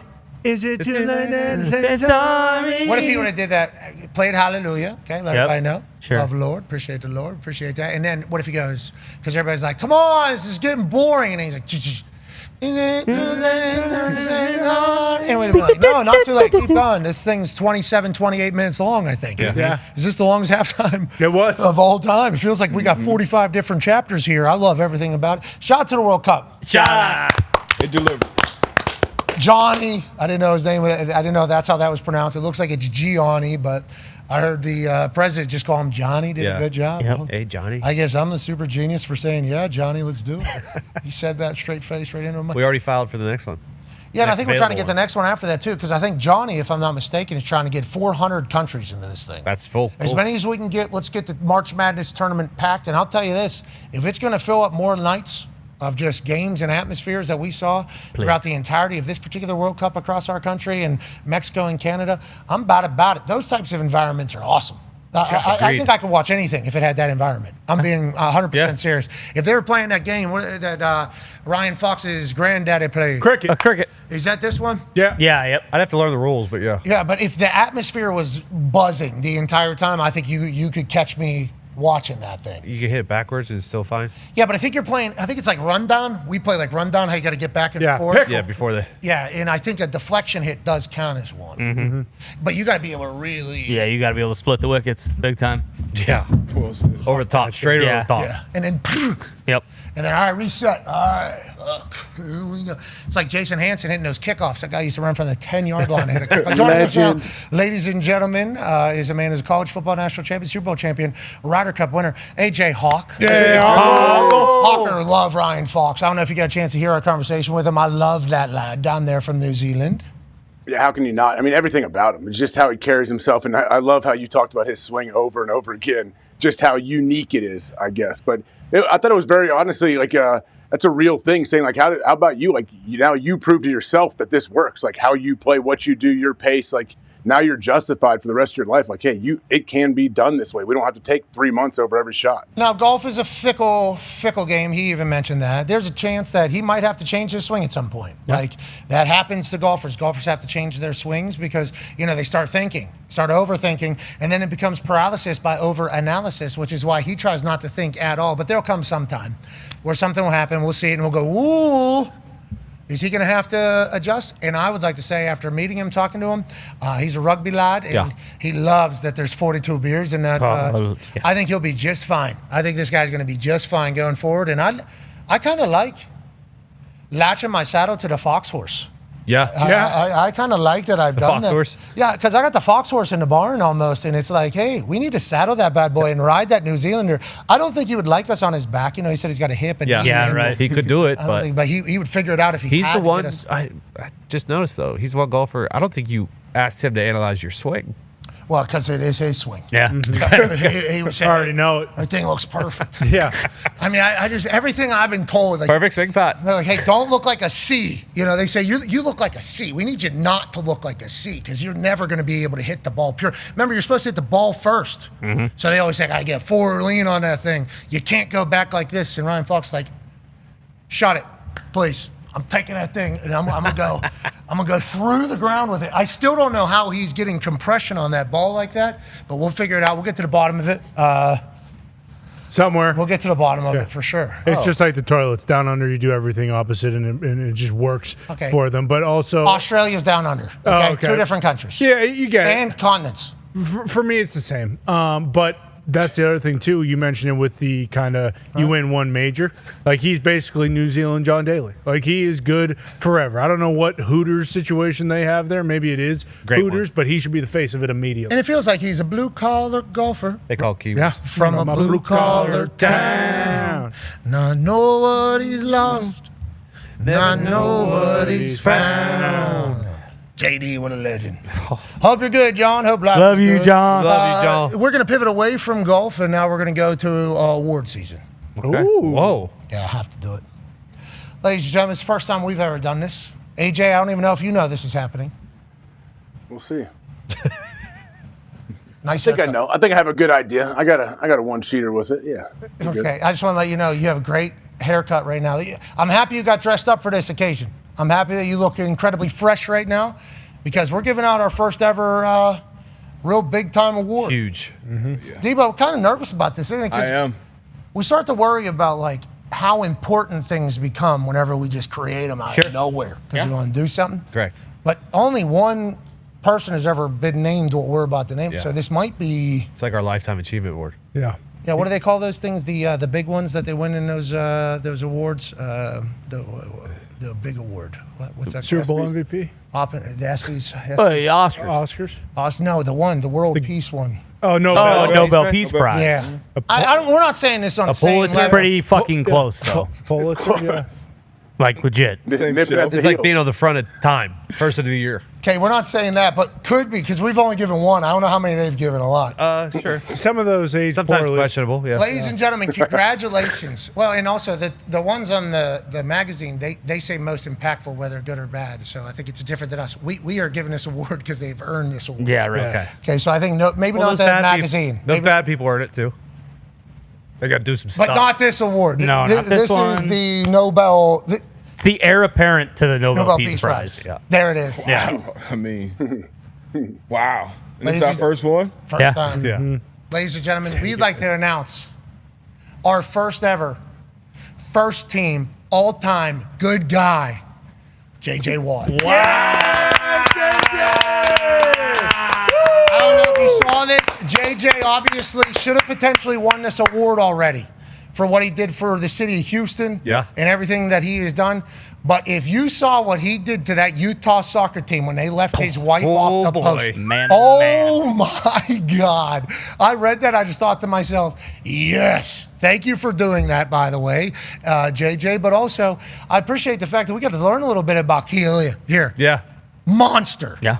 4-time state champ. What? In that state that they're in. Obviously, National Player of the Year. I think they scored first goal right here in massive pivotal moment. Maybe give her a little bit of shout out, okay? Because I'm at home and it's hell, okay? So he says that. And we go, wow, JJ, how can he become an even better guy right now?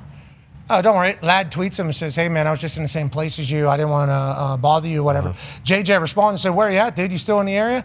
JJ goes and gets a beer with this random guy. Wow. Crazy. He just goes and meets up with this guy, tweets him. Yeah. Hey, could be a psycho killer. Could be. Could be. Could be psycho killer. There's a chance. Hey, Jage, I'm watching you. Okay, I see where you're at. I just didn't want to come interrupt you. Jage goes, hey, listen, man, where you at? Let me go. Meets up with him. It's like, hey, you know what, Jage? You're first team all-time good guy. Yeah. That's J.J. Watt, ladies and gentlemen. Let's go, Jay. Call him. We'd like an acceptance speech from J.J. Let's see if he's able to answer. The all-time good guy would want to answer at this exact moment and give an acceptance speech. Don't forget he put Freddie up in that beautiful hotel suite up in Houston. Yeah. I mean, this dude. FIFA German fan Freddie. That's what we're saying, though. Like, only one first-team all-time good guy. Yeah. J.J. Watt. Yeah. We're lucky he's representing the NFL. We're lucky he's representing football. Ladies and gentlemen, joining us now to give an acceptance speech for an award that I'm not sure he knew he won or not. J.J. Watt, ladies and gentlemen. Yeah, Yeah, okay. Look at his other awards up here. We'll send you one. We'll send you one. Room. Yeah, you're going to have to clear off the shelves, brother. Clear off the shelves. It's going to be big. First team all-time good guy, J.J. Watt. JJ, you had a great weekend of Good Samaritaning. Yeah. Okay, I want to let you know that. And chivalry is nowhere near dead. Can you just talk a little bit about you being the first team all-time good guy that our potential society needs? We didn't know this award was needed, but we need you to know that we know first team. This guy. We got a slow news day over there on the ESPN airwaves, huh? No, not true. No, every day. I mean, besides the fact that you're getting $100 million. Okay, Jage, please. You're ticking everybody off the network, and nobody's Take it away. You're going to lose the award Who with was what you're second doing. place? Now, on that note, there was no one else. there was no close. second place. Actually, the gimmick was going to be if he didn't act like that, but now maybe we need to. And I would like to let you know, Jage, don't be reading the internet like that. Okay? You're smarter. Oh, I read it all. What? Did they buy NFL Network this year? Who?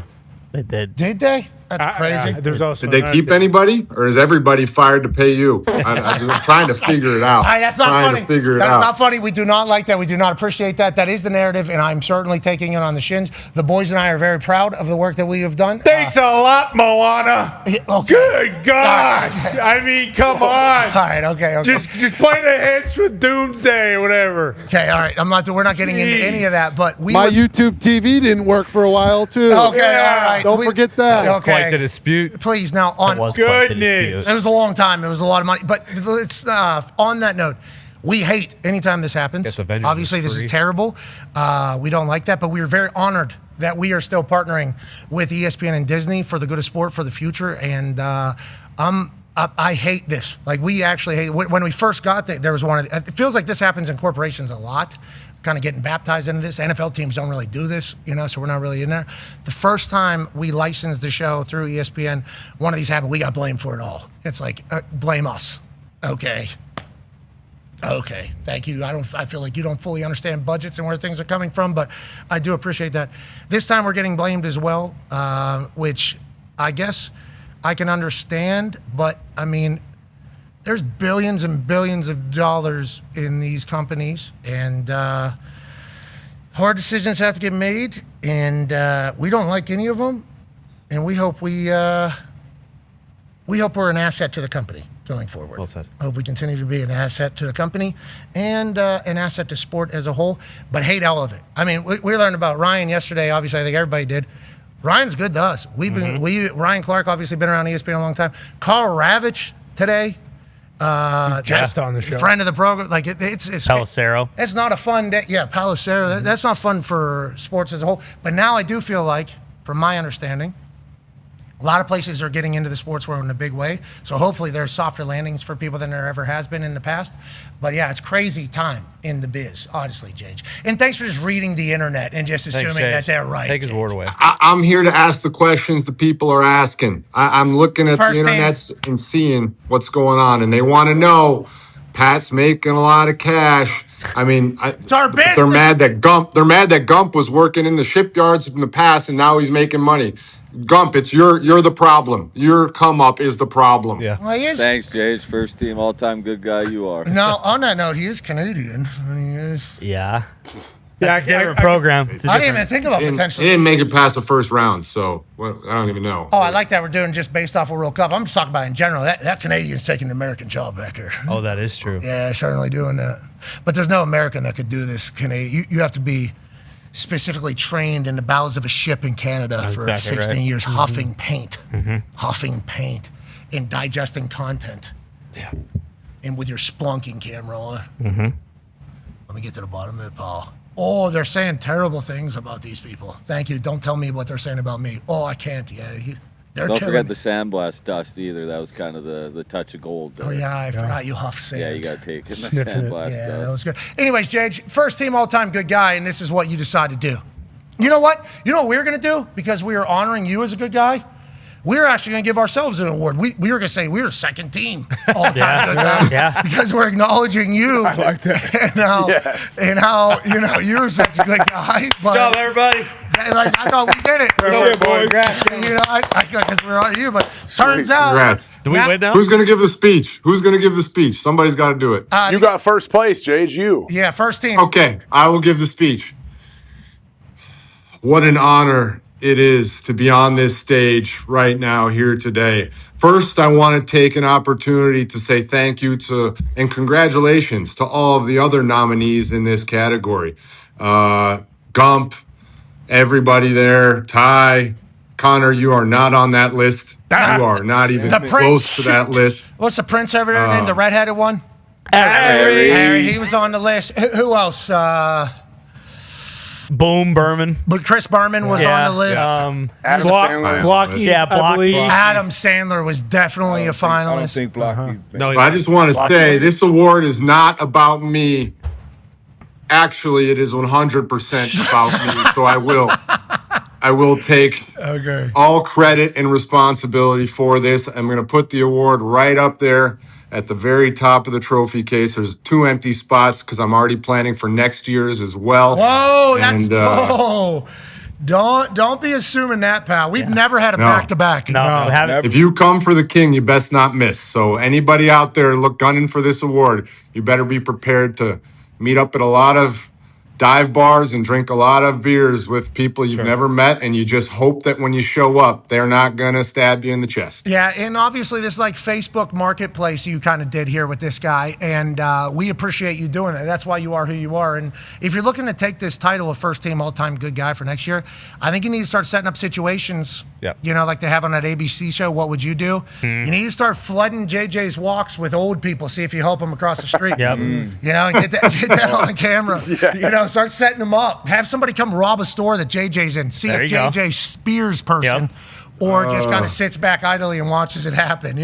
These are things, if you want to get the title, you're going to have to really go for. Just start setting up some tripods at intersections and just hoping that grandmas are coming through, bring a bus in. Bring a bus in. Just see what Jade, he's only got 2 arms. One after another. See what he could do with it all. We appreciate you, Jade. We hope you're great. That is very cool. We'd like to let you know that. Thank you for being a good guy and representing. It was cool. The guy was cool. He's from Australia, very Australian.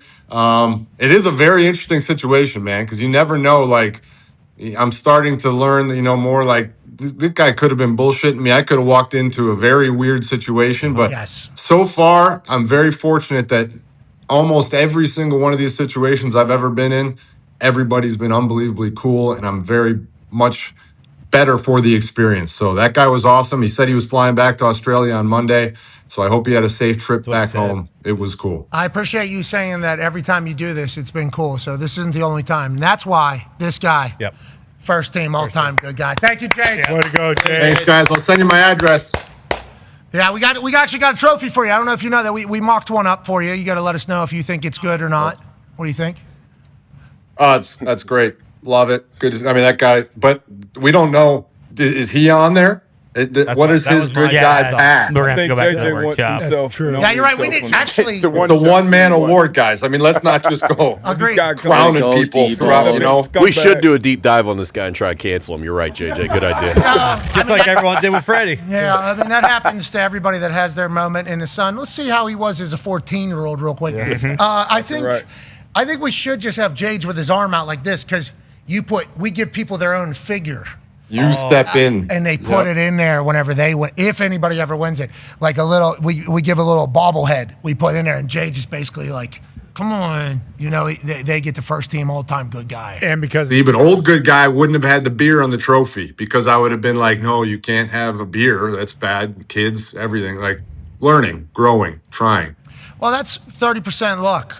20% skill, 15% concentrated power of will, 5% pleasure, 50% pain, 100% reason to be a good guy. Hell yeah. Well done. And remain the same. Be a friend, tell a friend something fantastic, love your life, live your life. All right. Make a Don't lot of ruin money. it. You haven't got the trophy yet. Ladies and gentlemen, JJ Watt. Unbelievable. That's what you get, though, when you roll the dice of a cold call to the all-time good guy. Yeah. Is it now the J.J. Watt Award since he wins the first one? Should we have a human on the award or should it be a shape? Like the SB, it's kind of just like a shape. Like a circle? Like the shape of JJ? Maybe a heart? Yeah, because part of that was like you'd almost have to have him like choke slamming Ryan Smith because, you know, it was his, well, he owns that soccer team, right? Oh, yeah. And they kind of had the big F up that made him say like, oh, okay. Okay, you're going to make me have to deal with this? Do you hate women? Is it only guys who win this award? Yeah. No, there's a bunch of women who are up for it. There's a bunch of women that are What's good that about? guys. Where's the good woman award? There's a bunch of good guys that are women. What if we put Garrett Bertier what? on the Yeah, I said that's a good guy. I said that's a good guy right Plenty there. of women up for it. Remember some of the things that, there is plenty of Abby women. Wambach was nominated last year. Sophie Cunningham. For the good guy award? Sophie Cunningham's up Good for it. human. I don't like that. Asia Wilson's up for it. She needs her own award. Asia Award? The good woman award. Okay, listen, I was just going to say a bunch of good guys out here. It sounds like this guy wants to win the Good Guy Award. Yeah, are you mad? Is it the good person award now? There we go. That works. These freaking people, cancel man. culture bullshit. I will say the trophy does. I'm not saying it. All right, let's move along. No reason on this particular day to dabble in what I thought would not have been. Should everyone get the award too? All right, No. okay, let's You move want to along. paint One him each. out, D-Butt? One woman, one man. Ladies and gentlemen, joining us now to talk to us about a sport that is happening. But we can't hear a word he's going to say. Again? He Fuck always me! does this. All right, let's talk about things that are happening around the sports Ah, world. damn it. Woo! Listen, obviously, sports are vast. Sports are awesome. And there's a bunch of things we haven't been able to talk about that we need to at least say this is happening so others can see it and understand in case it comes up in a conversation. Sure.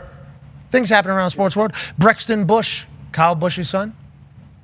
He won his first race this weekend. I believe that is obviously a dirt track. I don't know if that's a sprint car or not. Very dangerous racing. Now, obviously, there are different styles of racing. You got the go-karts, and then there's a dirt track, and then there's straight line racing, and there's oval racing, and there's street course racing. There's a bunch of different styles of racing. Brexton Bush climbing up through the ranks, wins his first big race, drifting that thing on the dirt. That thing is a constant drift if you're doing it right. Obviously, have the ability to flip on a regular basis. We've seen these out in Indiana a bunch of times. In the atmosphere around it, good times. A lot of people fixing those engines in trailers outside, which Brexton actually talked about. You know, my dad used to help me through it all. Brexton wins his first race. Hey, as us being former friends and friends of your father, Brexton, let's go, boy. Hell yeah, Brexton. Let's go, boy. Let's go win this thing. Let's get to a vertical jump now. Didn't know humans were able to do this. Darius Clark at Shaq's Dunkman League. 53-inch vert with a step in, obviously. Don't know what exactly are the rules and regs for a vert because he stepped in and moved there. Touching 53 inches up there, being able to leap that high. Absurd, ridiculous. And shout out to Darius Clark and D-Butt. I mean, who was the wide receiver from Tennessee? We had a wide receiver from Tennessee. Derrick Rogers? Yes. This guy, Derrick Rogers, we had touched the ceiling of our gym. Okay, we had a gym at the Colts. Jumped in, touched the ceiling of it. Insane athlete. It was the highest jump I had ever seen in my entire life. I wonder how he or others would have been able to participate in this type of event. Love that Shaq's doing it. Yeah. Love that Darius Clark got a chance to soar, D-Bud. Just this was in the group chat over the weekend. Just football players in general. I would like to see a lot of Byron Jones, the guy that went to UConn after me. I jumped 43 at the combine, which is just a standing vert for football players, and he went and jumped something, I think 45 is like 12 feet in the broad jump, broke all type of world records. But if we had the opportunity to do a running vert, I would like to see, what those numbers would be but I mean, regardless, this is very, very, very impressive. That angle too with the rim back there, it looks like bingo. His whole chest is over the damn rim. That is unbelievable here from Darius Clark. Congratulations, Darius Clark. Obviously spectacular. Let's go to Saturday night's main event in Madison Square Garden. World champ Carl Anthony Towns says, J.D. McDonough, big head, to the sky, to the man. Yikes. Monster choke slam. And then, Dirty Dom, how about you catch a little bit of this as well? Through the table. Unbelievably effortless. And obviously, Danhausen is on an incredible run. He cursed Argentina, which is why Spain won. And obviously, he cursed everybody but the Knicks through the playoffs. They go on to win. And then Danhausen goes, D for JD McDonough, 1, 2, 3 at SNME in MSG as KAT. Choke slams a couple punks through the ring. I love what happened here. And he looked comfortable. He looked confident.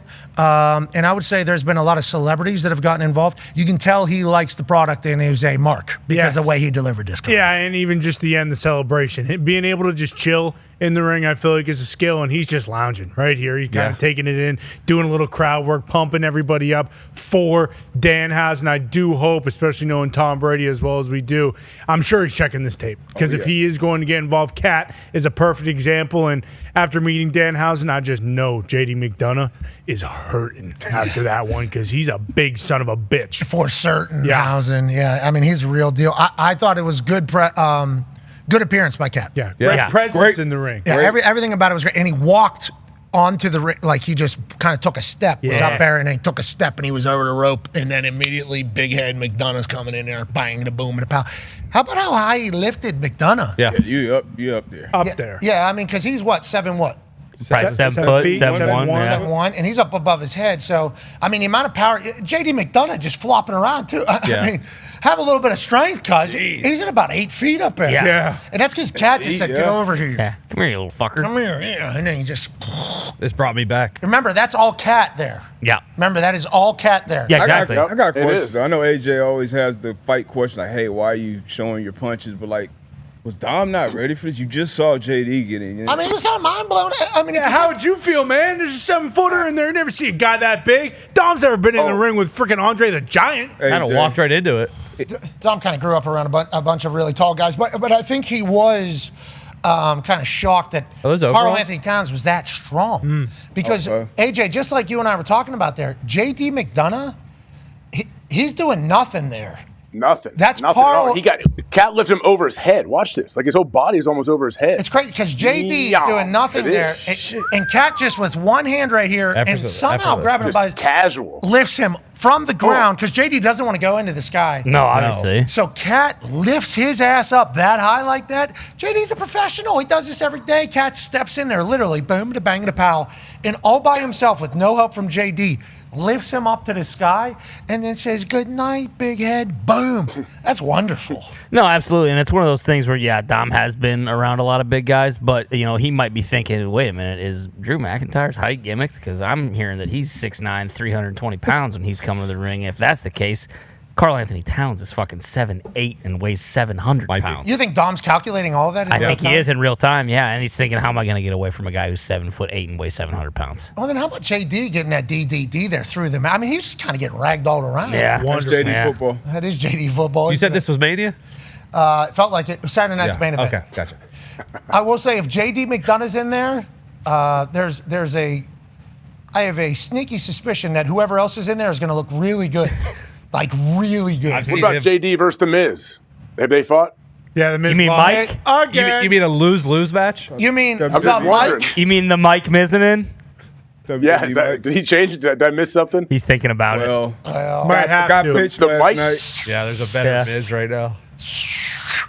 Guy's throwing 105.5 miles an hour. Yeah. Might be. He always is. Might be all the time. Might be the greatest pitcher of all time when it's all said and done, like bar none.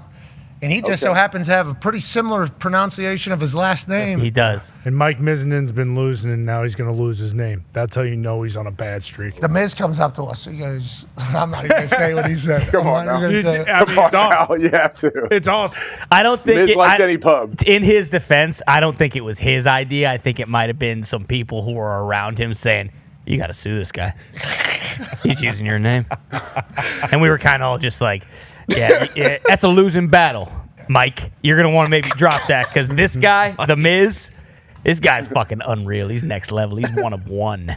And I think by the end of the conversation, Mike kind of came around to it. Good. The mic is a good one, too. We had to tell the mic. The mic on the mic. The mic. He's good on the mic. The mic is sweet. The mic. It was. Think of the mic in that moment of us telling him that. Just think of that entire interaction. I mean, the fact that even it would cross his mind to take action. So he said, "You guys would know." That's how he started, and it was like, "All right, here we go." No. He was holding a drink too. "You guys would know. This guy's taking my name, The Miz." And I'm like, "You're talking about the pitcher?" He goes, "Yeah, I got people telling me I should sue him." And we all. Mike. Don't do that. Mike, please. This is the guy. This is the one or whatever. He's probably a fan of yours. He goes, "Is he?" The Mike gets a little bit, So good luck to the Mike, man. So good. Go get it, Love the mic. It was great. Your mic. Season 2 coming soon. Of the mic? Oh, no. He sent me a link. The mic on Gladiators. Yeah. Yeah. Oh, yeah. Oh, sorry. Yeah. He sent me a link of 50 episodes of Ms. and Mrs. You lucky son of a bitch. 1:30 a.m. after we talked to him. He goes, "Excuse me, Ms. and Mrs. has 50 episodes." I said, "I've seen them all." He goes, "I'm going to make sure you do." And I said, "How are you going to do that?" He said, "I'm going to send them to you." I got And then an hour and a half later, I get a link. I'm laying down. I get a link. Ms. and Mrs. 50 episodes link right here. And it's like, you are, the Mike is the greatest. Yes. The Mike and Mrs. also. Great show. Not bad at Need all. another season. Let's go to a Scottish lad who broke a 27-year record, a man who called his shot. He had Project 222 that started in an attempt to run a 342 mile. 343 was the record since the 90s. Josh Kerr runs a 342.68. Now, I think the incredible thing is obviously the humans are able to do that. A mile is so far, so to be able to do that in 3 minutes and 42 seconds is crazy. 1954 was the first sub 4 minute mile. So if you think about humans since 1954 until now, 70 some years, haven't really trimmed off that much time. Obviously, half a minute is a huge deal, but I'm just saying you would have expected that to be a much bigger jump.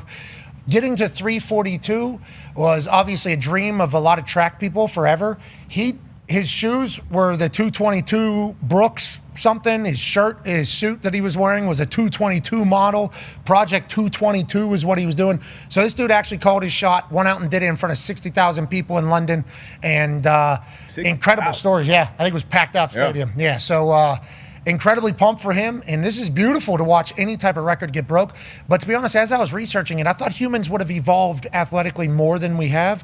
But I guess that's just a testament to how good they were back then and how good any increment of advancement we should view in the modern day. That's just crazy. That might be the most impressive thing of all time. 342. Seriously. 27 years. What's I think the limit? Got to be a limit, right? Like, what's the fastest you could run a mile? Yeah, that's what I'm saying. Before when your will heart this get beat? explodes, or I mean, 16 miles an hour the entire time is what it averaged. He ran a 13,900. That's crazy. For the entirety. Insane. Yeah, and then there was another one. 343, by the way, was in 1999. Look at him so it's dancing only around. He's improved running a second around over 20. like he's not even breathing. Yeah, 5 seconds. Yeah, I think it was 5-something second 40s, if I looked it up. Like just for the entire. Constant. That's nuts. And then I guess his 1,500 out of this was also. So ridiculous. I guess that's next. I guess he would have broke the 1,500 record as well. but I guess that is coming up next for him. They assume that is what he's going to get into. Shout out to Josh Kerr doing that. But you would think with the advancements of shoes and technology and track and everything, because they were running on what, dirt? Yeah, for Back a in the day? for a long time, yeah. So you would think with the clay, I'm sorry, whatever the fuck the technical shit Same is. difference. But like you would think that would be a big jump. Ripping SIGs back then too. 359 in 1954. Imagine what that guy. Oh man, he's probably drinking a nice cold beer while he's going around. Congrats to Josh. Let's go to Kavanaugh boys. Lacrosse is taking place. Con man, love that lacrosse is happening. Certainly knew that as soon as I saw this highlight pop up. Yeah, me too. I was watching this thing for sure, and it's just unbelievable. That's just Patty Kavanaugh football. That's the grit that he basically grew up with on Long Island, proving it right there. And also, they're having a hell of a year.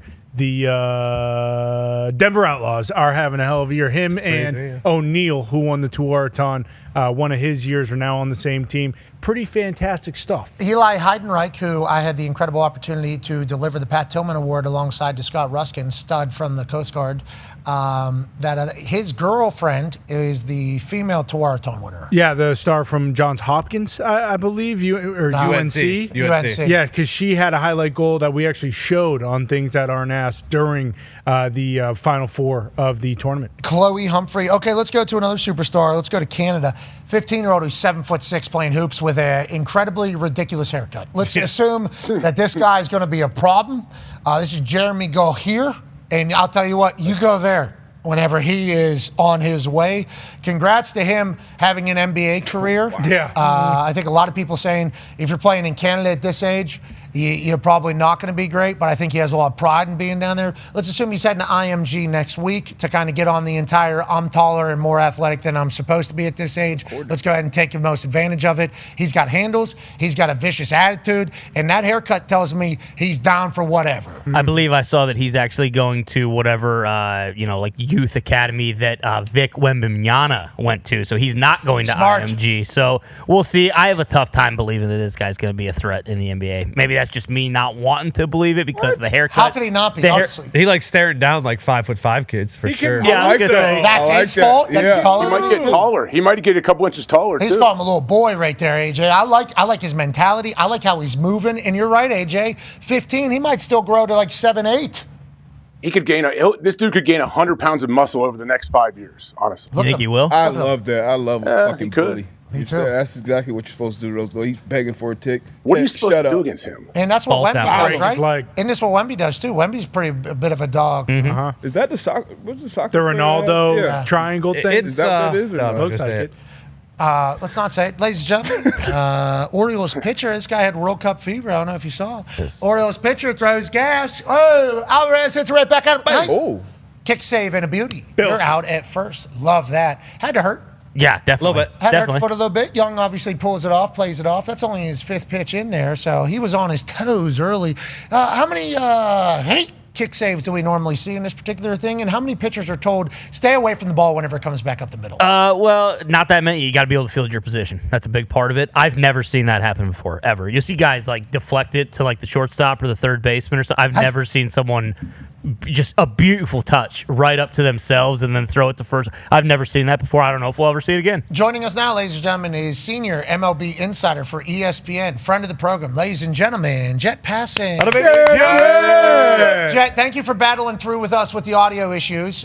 We think it potentially was on your side, but we will take blame. Obviously, blame us. That's kind of what's happening right now. Blame us, blame us, blame us. 100%. I mean, Pat, when you reach your mid-40s, technology starts defeating you. And there is no worse feeling in the world than knowing that you are officially an old. Yeah. And I am an old now. Like, it was, all I had to do was just go up to a menu, change one thing, and my dumbass is incapable of doing that now. Yeah. Like, I feel like Connor on a daily basis. Jay! You have no idea, Jet. I got diagnosed with freaking shingles today, dude. I mean, this is a... You want to talk about being old, bro? Yeah, you want to talk about a nightmare. I feel like I'm 65, brother. It's all right. There's nothing that important coming right around the corner. Yeah, thanks a lot, Halliburton. Yeah, I'm getting married on Saturday. This guy screwed me. Okay, it's in a place where you'll be able to handle it pretty easily, right? Yeah, who knows how these things work? Who knows how these things work? No, I'm just talking about it. It's something that, like, normally you're pretty itchy, Wait, right? Connor, do you actually have shingles? Yeah, dude. Why would I don't lie up here. Well, you say some things about. Wait, someone's actually marrying you. Yeah, I know, and this is gonna blow it, man. Thanks. Hold on a second. We have really good producers in the back who can go find these sorts of things. Go look up Tony La Russa shingles and show a photo of this. No. Connor, I really, truly hope. All kidding aside, this is. I don't think we should show this. I remember that. This guy's got a wedding this weekend. You most certainly should. No. Let's not. Oh my God. Really? Looks like Two-Face. What year was that? Bad. Show it. Don't show it. Don't show it. Get out. Get it off the screen. Get it off the screen. It's not coming to you. We'll see. I'm hightailing my way to the pharmacy right after the show. He's getting married, Jet. Okay, let's move along. Connor, good week. This is a good week. I know. I'm pumped. Hey, it's going down no matter what, but I need to get those meds. Let's right now. Yeah, it's unbelievable. The placement of it is crazy, too. It's from what we learned of it through Tyrese, and then my old man had some last year, and then obviously doing research, it's like not being able to reach the spot in which it's at. You can't reach your nuts? Dude, it's not on. It's not there, Tony. It's in the middle of my back. Okay, let's move along. Okay, he's going to be doing Pilates to try to figure this out. Connor, everything's going to be okay.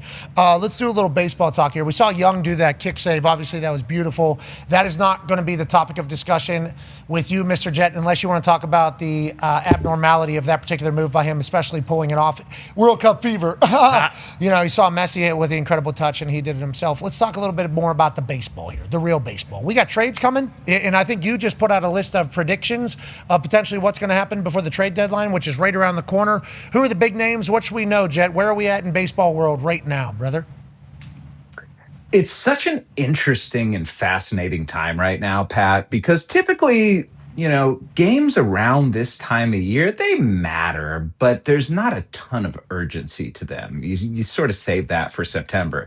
This almost feels like a pennant race before a pennant race. Ooh. Because when you look at the standings, there are so many teams right now that actually do not know what they're doing. Only 3 teams, the Colorado Rockies, the New York Mets, and the San Francisco Giants, have told other teams, we're selling. Like, we're going to get rid of guys. It's going to happen. So start getting bids in and let's get these conversations percolating. But especially in the American League, I mean, you look at that right now, and the compactness of the standings makes it such that a team like Detroit, that's 6 games under 500, is only 4.5 games back of the final wild card. And I know the Boston Red Sox are playing great baseball right now, but at least the Tigers are in it enough so that they're not selling Tarek Skubal and Casey Mize, and they're going to wait. So these next 7 to 10 days are going to be integral in determining what this trade deadline looks like, because there's an opportunity for it to be really fascinating with some big names being moved, but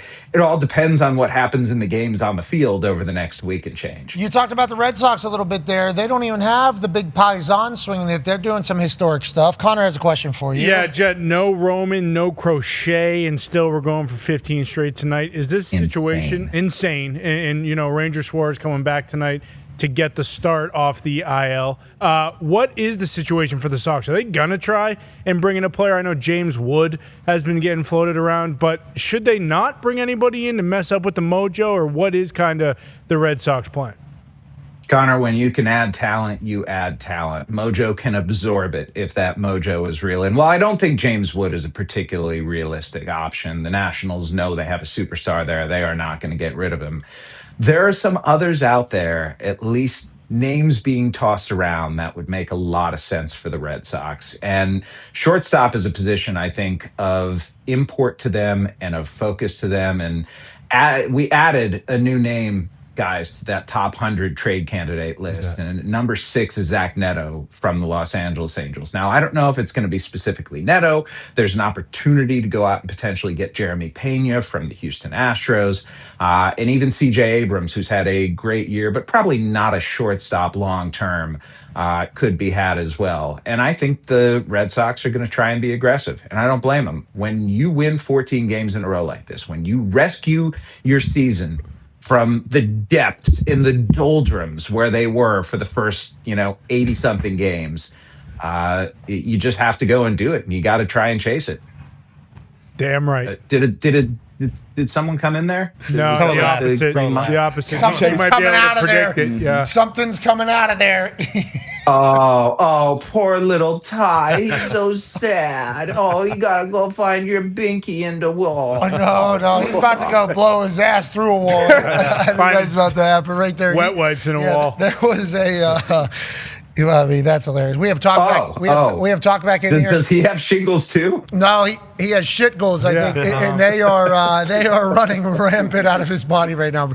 Normally he heads that way. This is the first time he's ever close his jaw. This might be a code red. Yeah, this is code red. You know why too? Because of what happened last time. He ate healthy today. The spicy broccoli got him once again. Every time he eats healthy for the first time in months, this happens. That was the most. That was the most chaotic I've heard him drop into my talk back right there. Quickest for sure. I'm about shit. Yeah. Completely up and out. I mean, he threw his ears like this as he was getting out of there. Ty, we're pulling for you, buddy. Good luck, Ty. Good luck. This hasn't happened in a little bit, couple weeks at least. Yeah, I think it was two weeks before. Including the ones we have. Hey, Pat, I actually have a question for you. I don't know why it happens. Okay.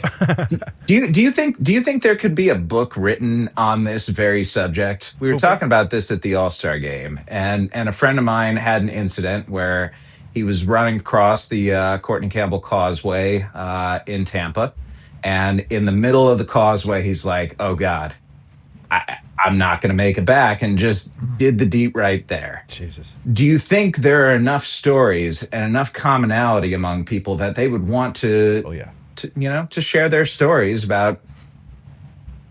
A whole book I'm not going of people dumping their pants, Jet. Everybody poops, right? Isn't that a book already? Everybody It's a poops. huge bestseller. Absolutely. Wait, did the guy dump his pants, Jet, or did he just dump on the ground? Oh no, he went full on in the pants. Yeah. He's pushed his way back across the causeway like it was a mess. Jeez. I mean, yeah, just try to shop that around. Someone will probably buy it. He should have pulled his pants down. For that. Look at that question he just asked. He dumped his pants or he pooped right there on the ground. Like, was so serious. I mean, that was a real. I mean, there's a big difference. That was a real follow-up. It's a huge real difference. journalism. That was a real follow-up. It is real journalism. Everybody's saying we don't do any of that. I feel like we got to the bottom of that. We would have never known where that guy pooped unless Jet wrote a book about it. Ty would definitely have a couple stories for you, though. If you need to fill a few chapters, Ty's got you. Is this a frequent occurrence? Oh, buddy. This guy... We all know it too, it's like one of those things where it's a highlight reel at this time. Like you could put together like the Red Sox winning 14 games highlight reel of Ty basically pooping. 14's probably the right number if we had to put it on there.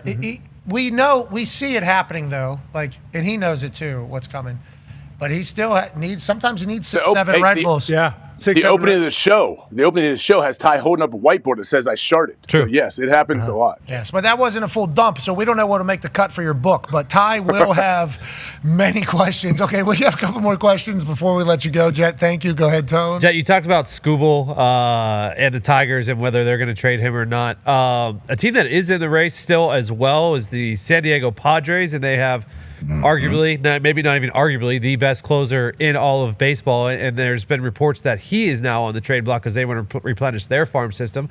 I know a lot of people in the city of Pittsburgh are interested in that. I know Yankees fans are interested in that. Is Mason Miller actually going to get dealt, and where could he potentially get dealt? Mason Miller is definitely available. Now, does that mean that at the end of the day, AJ Preller, who's one of the most prolific traders of all executives in baseball, is going to flip him just a year after acquiring him for Leo DeVries, who's one of the best prospects in baseball? Not necessarily, but the Padres it's not prospects. The Padres need major league ready starting pitching. And if you're a team like the Seattle Mariners that has a deep rotation already, and in Ryan Sloat and Cade Anderson, two of the best pitching prospects in baseball, on the cusp of being ready for the big leagues, it's something you have to consider. If you're the Yankees and you can pair him with David Bednar and Tim Hill and Brett Hedrick at the back end of the bullpen, Fernando Cruz, it makes you just so much better and so much deeper. And Mason Miller is the most dominant player in baseball at his sport, or at his field. If the ninth inning comes around and Mason Miller is coming in, you pretty much know that the game is over. 75 strikeouts in 40 innings and 0.89 ERA. Like, he is a dude. And him moving would help make what could be a boring deadline a whole lot more exciting. And if he and Scooble are both moving, then we got a fascinating couple weeks ahead. Feels like he's way too good to be a Pittsburgh Pirate, but we're in a new Pittsburgh Pirate world. And he's from Pittsburgh. Buccos are real. It feels like there is a little bit of movement in potentially becoming a real franchise over there. I think a lot of people are believing it. And if the Padres want Mitch Keller, that's fine. They can have him. Okay, so you're making trades for the team. I appreciate and respect that. Yeah. Not gonna be Mitch Keller. It would probably have to be more like Jared Jones. No. Thanks for burning the bridge with Mitch Keller there, Diggs. That's fine. Certainly, that was a good thing to do. That doesn't matter. Is that? Is that your is that side, Chad? Is that your side? What microphone do you have? Do you have your living room microphone also on when you turn that Zoom thing on? Are you hearing something in the background that might be Got a little my noise here. child rooting around outside the room? What's he doing? He's rooting around, just kind of rooting around out there. I just making noise, probably like wrestling with a dog, doing something. Oh, I like that. I like that. What move you think you? Oh, he has all kind. He rock bottoms the dog all the time. Oh yeah, I like that. What type of dog? Golden Doodle. Oh yeah, I forgot about that. Big dog. I like that athletic dog. We got this blue heeler dog. That's part blue heeler, part Pyrenees. Okay, Pyrenees Mountain Dog. Yeah, this thing's gigantic. Really It's a strong. big dog. Really, yeah. He's starting to become like. I'm really starting to like him. At the beginning, he was just a really good dog. Terrible pet. Disgusting pet. This thing's not supposed to be in the house. Okay, just clearly, it's a fucking. This thing's supposed to be on mountain. It's a He's moose. a farm. He's a horse. This thing now he's learning how to be a pet, which is sweet. But he's a sweetheart. But he's big. I mean, this is the first time I've ever been with a dog that has like real juice, athleticism. Yeah. I mean, he'll pop me with one and then slide. Yeah. He'll like duck, and then he's moving on the other. It's a real. This thing. Your dog slaps you? Yeah, he's got these big paws too. He'll always give me when I'm sitting down. Obviously, whenever he wants something, he'll like give me one of those, and then he'll like even like duck and move too, and like hit me from the other side. This thing's unbelievable. It's real human listener too. It's like, hey, enough, and it like just stops. It's like, all right, we're starting to understand each other. Genius. We're starting to understand a little bit here. Opens every door though, no problem. Hey, how's it going? I'm coming in. Now he's up on the table. Okay, that table's this thing slowly but surely turning the house into a mountain and/or a field. Sure. But there's nothing like it. We just had to say goodbye to our cat Teddy, one of our cats, Teddy, who Sam has had for like 17 years or whatever. It's like the obviously in those moments you start thinking about all the good times, you miss him and the presents and everything like that. Animals are the best, man. Animals are the absolute Yes, they best. are. They are. You know, I never really got it. Sam brought a lot of animals into my house. Literally, just showed up and just had a bunch of animals in there, and I was like, I think I like animals. I think I am I like animals guy, and certainly, yeah. This dog though, you know, I don't know if he'll ever be able to be like Peter, you know, because Peter like good dog on the road and everything like Peter that. Herbstreit. But it's getting close. Yes, Peter Herbstreit. Second generation of Ben. The dog. Ben, by the way, is the dog. Goat. I think we were all. Ben is. Peter, awesome dog too. Peter's got his own traits and everything like that, and he's certainly handsome and lovable and strong. Ben was, you know, obviously first ever there. Blue and I don't know. Blue might be moving a little bit with me. Let's get him in here. Blue might be moving because I think he does need to move. The guy ran 3 miles, 4 miles an hour, or 5 miles, or 4.5 miles an hour the other day on a treadmill. Okay, they bring these treadmills over. This guy, yeah. I mean, he never gets tired. He's got it. This thing never gets tired. It's incredible, and it can jump. You put your dog on a treadmill? Need to. This thing, bro. You run around the house, you run around the outside of the house. Not enough. This thing, I want more. I'm supposed to be going village to village here. I'm supposed to be doing, and it just never stops. This thing's jacked, bro. That's why the whole awesome dog, great dog. But what we're saying is, dogs are the best. Yes. Animals are great. Jet Passing, you're the man. We appreciate you joining us, brother. Always a pleasure, boys. Thanks for having me. And Ty, good luck. He still is. He won't hear that. He's in the middle of his own fight right now. I'll pass it. Oh, he did want to ask about if the Yankees are going to trade for Langeliers or Goodman. Unlikely. Okay. Both of them. Langoliers especially unlikely. Hunter Goodman would be so perfect for that team. Right-handed power, fantastic. But I just don't think they're going to give up enough to go get him, and Colorado doesn't want to move him. So could happen. Ryan Jeffers, much likelier. You're the man, ladies and gentlemen. That's Jet Passing. Yeah. As we go from one senior insider as we await Ty's re-arrival, fresh out of the John, after destroying the back toilet in which Bailey and Talk, I believe, our most prolific dumper goes to.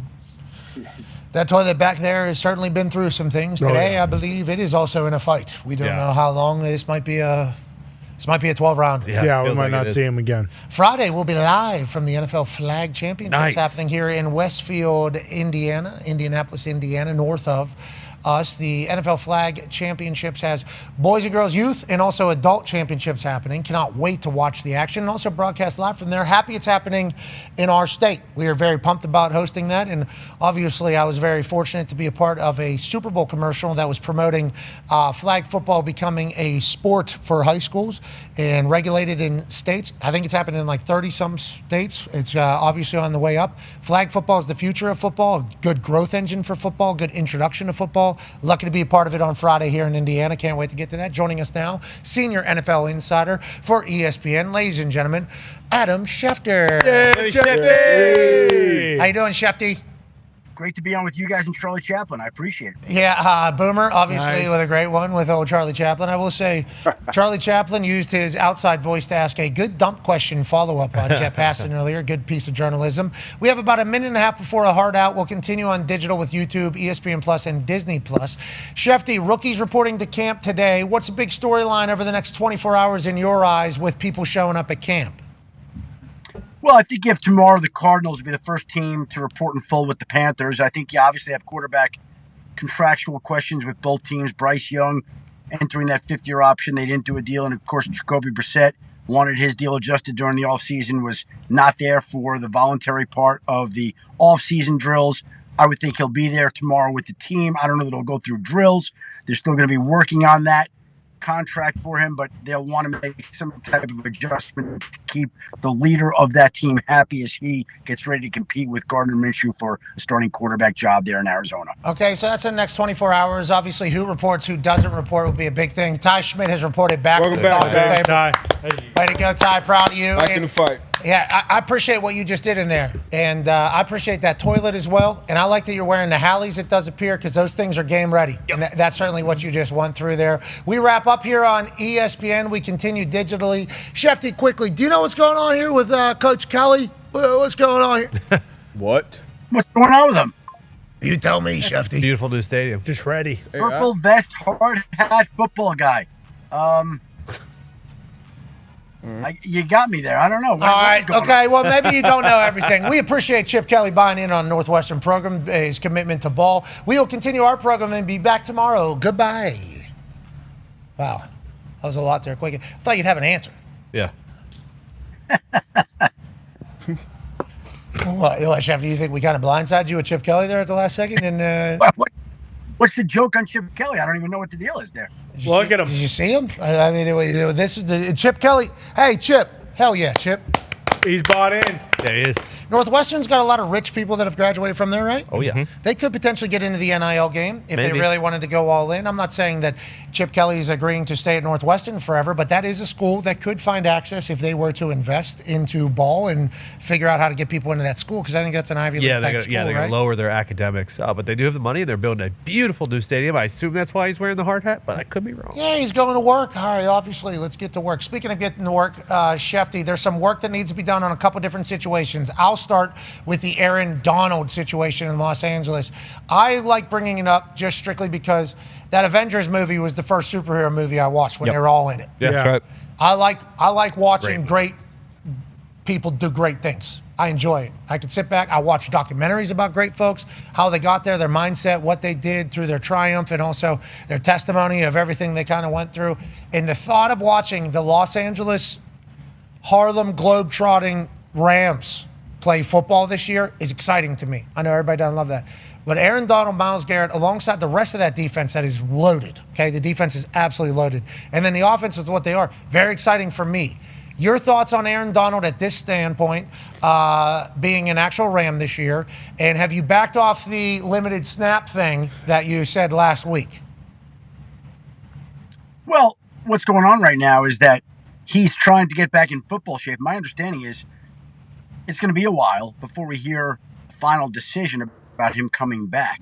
Like when he comes back, he's going to want to be Aaron Donald, and he's not going to come back unless he feels like he's Aaron Donald, and that's why it sounds like it's not going to be a quick verdict from him, that he's going to be ramping up all during training camp, and this may go towards the start of the regular season before we hear that he has or hasn't signed with the team. Like, he's going through it all right now. This is his own pre-training camp routine.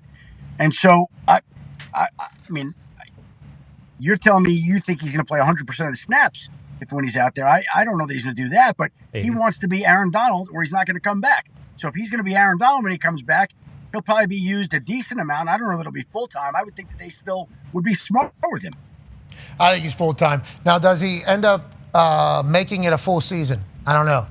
I think they'll probably calculate that in whenever they're talking to him. Like, is he going to be able to play a full season, or are we going to have some sort of something pop up? Probably, if we had to guess. 2 years out, with how long the season is, there's a chance that something's going to come back. But I think it's going to be hard to tell Aaron Donald get off the field. They got that chamber out there, too. Forget. Oh, I forgot about the trailer. Yeah, Immortal. Tevin Diggs just screamed into a microphone and said they played 75% of his snaps his last season. And I think, great stat there, I think getting him off the field would be tough. Like, I think that'd be a tough thing for anybody to do. Hey, Aaron, you're off. And it's like, I don't know. So what you're saying, I think, kind of leads to what we're also saying. He's trying to figure out if he can get into the shape where he wants to do all of that. Can he go right back to what he was? I think that's going to be tough to do, but if anybody can pull it off, we think Aaron Donald would. Okay, let's go down to Tampa Bay. There's obviously a quarterback itch brewing. Go ahead, Con Man. Yeah, Shefty, Baker Mayfield is who Pat's talking about. What's the status with that contract? And then their other big-time player on the other side of the ball, Vita Vea. I know those were the two guys Tampa was kind of zeroing in on. Are we going to get extensions for them before camp starts? Before camp starts, I think maybe a bit ambitious right now. But the Buccaneers have been a team that typically has gotten deals done once camp is underway, a little bit into it. Now, Baker Mayfield said that he wants the deal done by the time training camp starts, or he's essentially tabling negotiations as he enters the last year of his contract. But I guess what I would say to that is that, like I said, Tampa's history has been to do deals during camp, not at the start of camp. And I think it's going to be easy for the Buccaneers and Baker to say at that point in time, we started talking, we're going to continue talking, and we're going to continue to try to get this done. And I think that they figure out a way to get it done because both sides want to make it happen. It shouldn't be a difficult deal to do. Think about $50 million a year. That's my projection for where a potential Baker Mayfield deal could come in. Maybe not as much as he wants, maybe more than the Bucs would be wanting to pay, but there's a compromise in there for both sides that I think would like to work out a deal. Pumped about Baker Mayfield earning that at this stage of the career, especially with everything he's been through. Guy was booted out of Cleveland. Yeah, it was. Won a playoff game for him against the Pittsburgh Steelers. Got booted out of Cleveland. They're still trying to figure out who their quarterback is going to be going forward. Hopefully a dog pound gets a chance to experience another playoff win like Baker was able to bring to Cleveland. The journey obviously goes through special teams, look squad in Carolina. Then he goes over to Los Angeles for a cup of coffee. Then he goes down to Tampa, finds a home. He's about to get $50 million a year. Hey, good for you, Baker. Bake. Had to earn that shit. They would have dropped his ass right out of the NFL, especially with all his gimmicks and games. It's, you know, you can have a good personality and you can draw attention in a entertaining fashion, having every commercial on earth and everything like that, if you're good. But if you're special teams look squad and nobody wants you on the team, I mean, that shit is quickly, hey, go to the UFL, pal.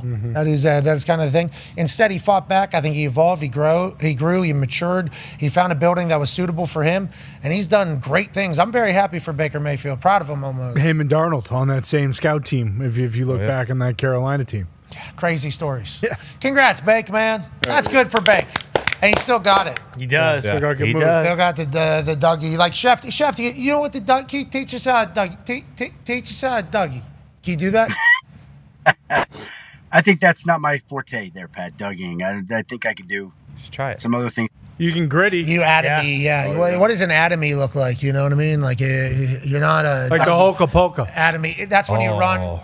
I'm not going to say you run and jump. I saw the Lambeau Field video. It's the anniversary of that from the... I mean, Baker. Is that Shefty? That's Shefty? Yeah, that is Shefty right there. Here I am. You got a little wiggle there, Shefty. He's got the moves. Oh, that's Baker. That's Baker. Oh, okay.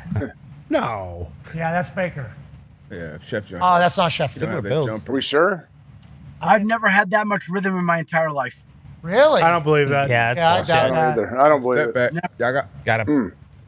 Shefty with a steppy, too. Yeah. That's what gave it away for me, at least. That it was step back. Baker or Shefty? The step back, I was okay. Shefty. I don't think Shefty had it in his bag. Yeah, you're right. Because everything else we kind of. Yeah, everything else. Shefty's going to the cup. Yeah, Yeah, Shefty's getting the rim. Yeah. Yeah. To the rack. Yeah, he's. Yeah. Euro step. Yep. Teach me how to Shefty. Teach me how to Shefty. Teach me how to Shefty. We don't Dougie around here. Tone has a question for you, Mr. Schefter. Yeah, dude, Shefty, have you checked in with the Giants? Were they pumped about Scatterbo doing the backflip and almost shattering his ankle, or how'd that work? And how'd they feel about the offensive linemen that were over there Yeah. that kind of were making the rounds? You know, that's who Cam Scatterbo is, right? Like, here's the guy, when he was in college, he's headbutting brick walls before the game. You can't be surprised that this is what he's doing. That's the way he handles himself on and off the field. You know what? He didn't stick the landing.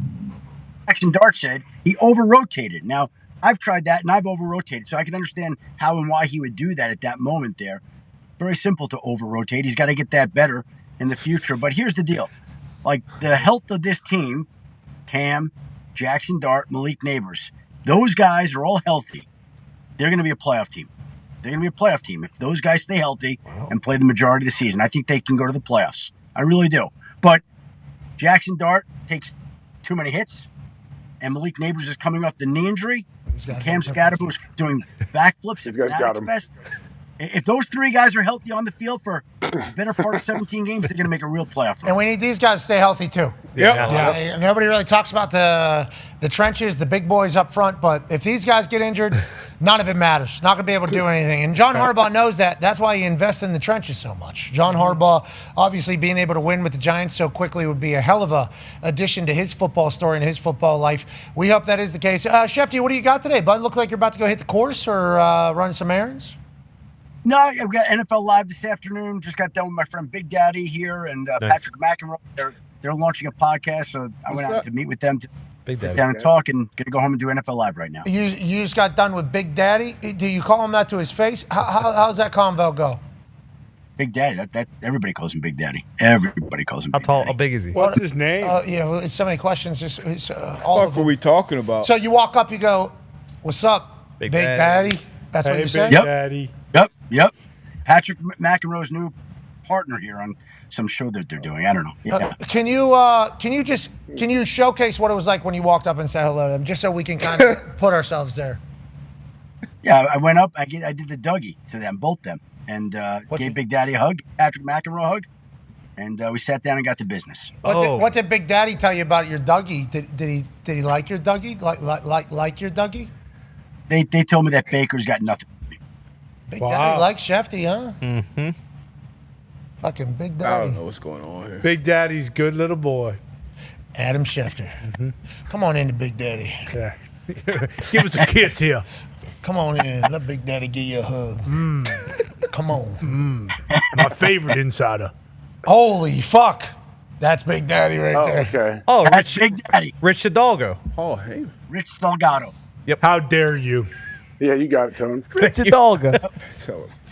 Shout out Big Daddy and Joe Shane. And to you, Adam Schefter. You're the man, Delgado. ladies and gentlemen. Good luck on NFL Live. Emmy Award winning. Guys. Heard that was a pretty crazy day yesterday on the program. That's wild. You're the man. Ladies and Adam Schefter.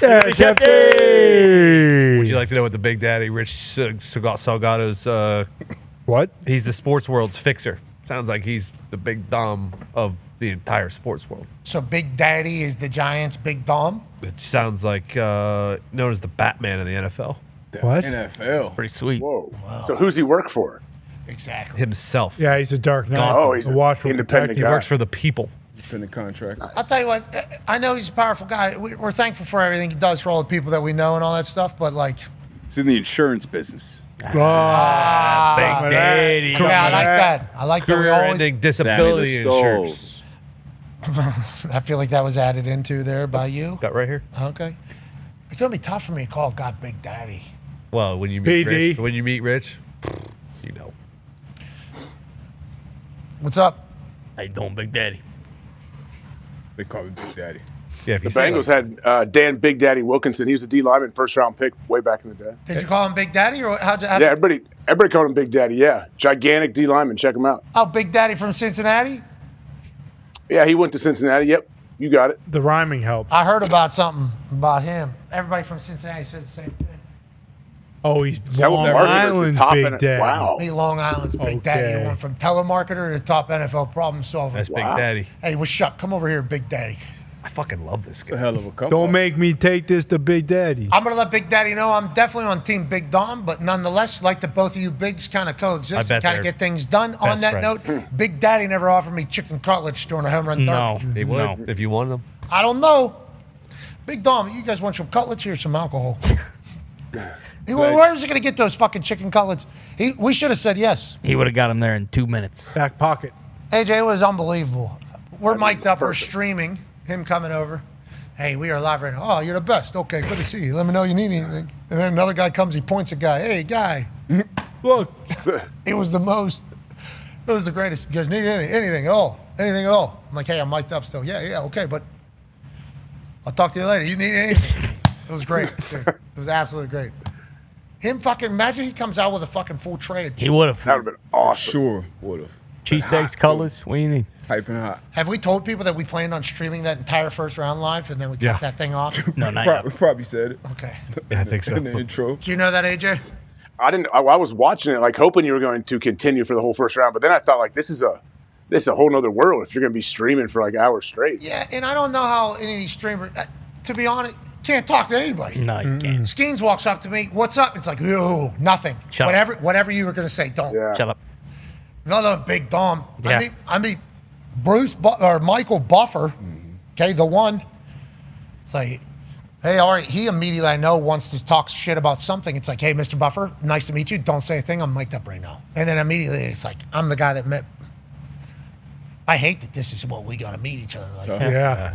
starts complimenting him. Be surprised at people that don't see the mic too. Oh, you mean the new Like, generation? You know, big Oh, don't see annoying it. little thing. I hate seeing it, but then hey, I'm mic'd up. Oh shit. Those streamers don't even tell people they're mic'd up either. I think you have to. But how often don't. can you say it to every human that comes by? I'm mic'd up. I'm mic'd up. I've been watching Streamer U. 2-3 Like they don't tell. goofballs with him. I saw T-Pain's teaching him a lot of lessons. It's awesome. Yeah, T-Pain's teaching him some real lessons. I like T-Pain a lot. Kai still bringing it. I'm a big Teddy Payne fan. Hard not to be. Wow. How'd you do, buddy? You good? Anytime I'm going out that door, you know it's a pretty serious scenario. Listen, I've been eating a very popular, let's call it like a salad type chain, almost daily for like the last several weeks. And for whatever reason, the spicy broccoli in that, I'm guessing that's what it is. It just. Yeah, we had this whole conversation about you. Yeah, exactly. We're proud of you, though. They're eating healthy. No wet wipes back there, which when you have that type of shite, it's basically a death sentence. So I'm just going to fucking struggle through the last however long we go here, and then I'm going to hightail it to that bathroom, and I'm going to have to take a shower, to be quite frank. Someone with you. hose you down. Have Talk hose you down. Well, Talk's probably the one that rolled through all the wipes. Yeah, there are no wipes in that. I mean, there's about 150 rolls of toilet paper, which is nice. But when you have just it looked like my dog ate a full sheet of Hershey's chocolate. That's basically what it looked like in that toilet. So yeah, suffice to say, regular toilet paper just ain't cutting it for that one. Yeah, I understand. Man, all right. I don't know what because I really am trying to eat healthy, and I actually have lost about 15 pounds, but. Part of me is thinking, is it fucking worth it if I'm going to do that every fucking time I eat this shit, Maybe just no spicy broccoli. The spicy broccoli is pretty good. So Yeah, it's healthy. yeah, exactly. So we'll see. It's just a learning game. We're proud of you. Thank you. Jet was pulling for you, too. He was starting to call you a pacifier blanky thing, but he didn't fully understand. Yeah, Jet's, he's a sawed-off little prick, so he can say that kind of stuff. That's fine. I'm upset I didn't see him at the home run derby because I would have liked to smack the taste out of his mouth at least once or twice. We didn't see him. No, we didn't. Netflix, Fox. Yeah. The fact that we were down there even. Yeah, I know. I don't think people fully understand how absurd that is in the modern world that we're in with the way rights go. Shout out to MLB letting us down there. I was thinking that too. I was like, I wonder how many times we were on the Never. Netflix coverage. Never. And they probably never, so they probably never panned over there. And a bunch No, that's of, what I'm saying. I was thinking of the producer. Now, a lot of people are thinking about the producer at Netflix, and the decisions that are getting made. in the cuts and everything like that, there had to be so many of us sitting right amongst because we're paying attention too. Oh, yeah. Skino calling every single shot. Like, that's the exact reaction. Paul Skeens. The Cardinals guys were like literally right next to us, and their teammate won the Derby. So it's like, couldn't. Yeah. Tough. Get him off the fucking camera, please. Miz, Webb was down there. Everybody. We had everybody down there at one point. We had a blast. Yeah, it was awesome. We had a great time at the Home Run Derby. The baseball lads are a good time. They are. Great time. Ladies and gentlemen, we'll be announcing the $50,000 worth of winners tomorrow on Winner Wednesday. Missed it last week because we were on the road, but for those that are new to the program, any giveaway that happens, like for instance, if I make this football into that hoop right over there, we will give 30 people $500. Boom. Glass. Oh! Let's go! Wow. Wow. Yeah. Boom. Here. 50 days. Wow. Yeah. Okay. So we will announce the winner of that also tomorrow. Okay. But we will also have the kick winners from whenever I kick the ball into the hoop over here. So $65,000 worth of winners will be announced tomorrow in $500 increments. To win these particular giveaways, all you have to do is repost this post right here. You have to say something nice to somebody. That'd be cool to see in the mentions. Mm-hmm. Yeah. Has been a lot of that over the last like 24 hours or so. Be cool to see that. And then also put the easiest way to digitally pay you. And then you could be randomly selected to be one of the winners. We can't thank you all enough for allowing us to do this for a living. How about that? Yeah. That was nuts. Awesome. Exactly. Good start. Never doubt. I mean, you've been hanging around the Dude Perfect guys a little bit. You drain the first shot every time. I'll tell you what, I would like to hang around Tyler and the boys down there. Yeah. I mean, they are awesome and spectacular. But yeah, that's fun that went in there. It almost is like maybe we have been doing some things right around here. Maybe. Yeah. Also, it's no gimmicks around here either, AJ. All right, that was real. What are you trying to say? One shot, That's one not- throw, What are you saying? One no opportunity. smoke screen. You talking about Tyler? Don't miss I'm your chance not to talking blow. about anybody. Talking about Okay, what goes good. on here in the Thunder. All right. Come on. Purple hoser. We would like to say thank you for allowing us to do this for a living. Actually, Hell yeah. the only reason why this happens. So thank you for watching. Thank you for following along. Thank you for allowing us to be a part of the sports world, because literally all we're trying to do is be an asset for sport for the good of sport. And on that note, rookies are reported in 5 different buildings at NFL training camp. Hell yeah. Boom. Right. Vets tomorrow. Now we're talking. Real players. That should have Patriots. And we can't wait to talk to and with all of you for the biggest, best football season that obviously ESPN has the Super Bowl for. Yeah. They also have the College Football Playoff National Championship. I believe so. Yeah. Oh, do we have the entire season for both of them? I think so. Yeah. Let's enjoy this life. Let's enjoy the hell out of sport. And let's enjoy the fact that all of you let us do this. Thank you, thank you, thank you. And also, on X is where you got to repost that video, say something nice. Somebody potentially be one of the winners tomorrow, Winner Wednesday. AJ, anything to say to the people? What did we say? God bless everybody. Nice job. Who said that over at the live show? That's right. Kinley. Kinley, yep. Canley. He said, bless Jesus. Bless you. Bless everybody. Bless you. Actually, way to nail that one, AJ, all the way from Ohio. Be a friend, tell a friend something nice. It might change their life. We're in this thing together. Team on me, team on 3. For the good of sport, baby. 1, 2, 3, team. Goodbye.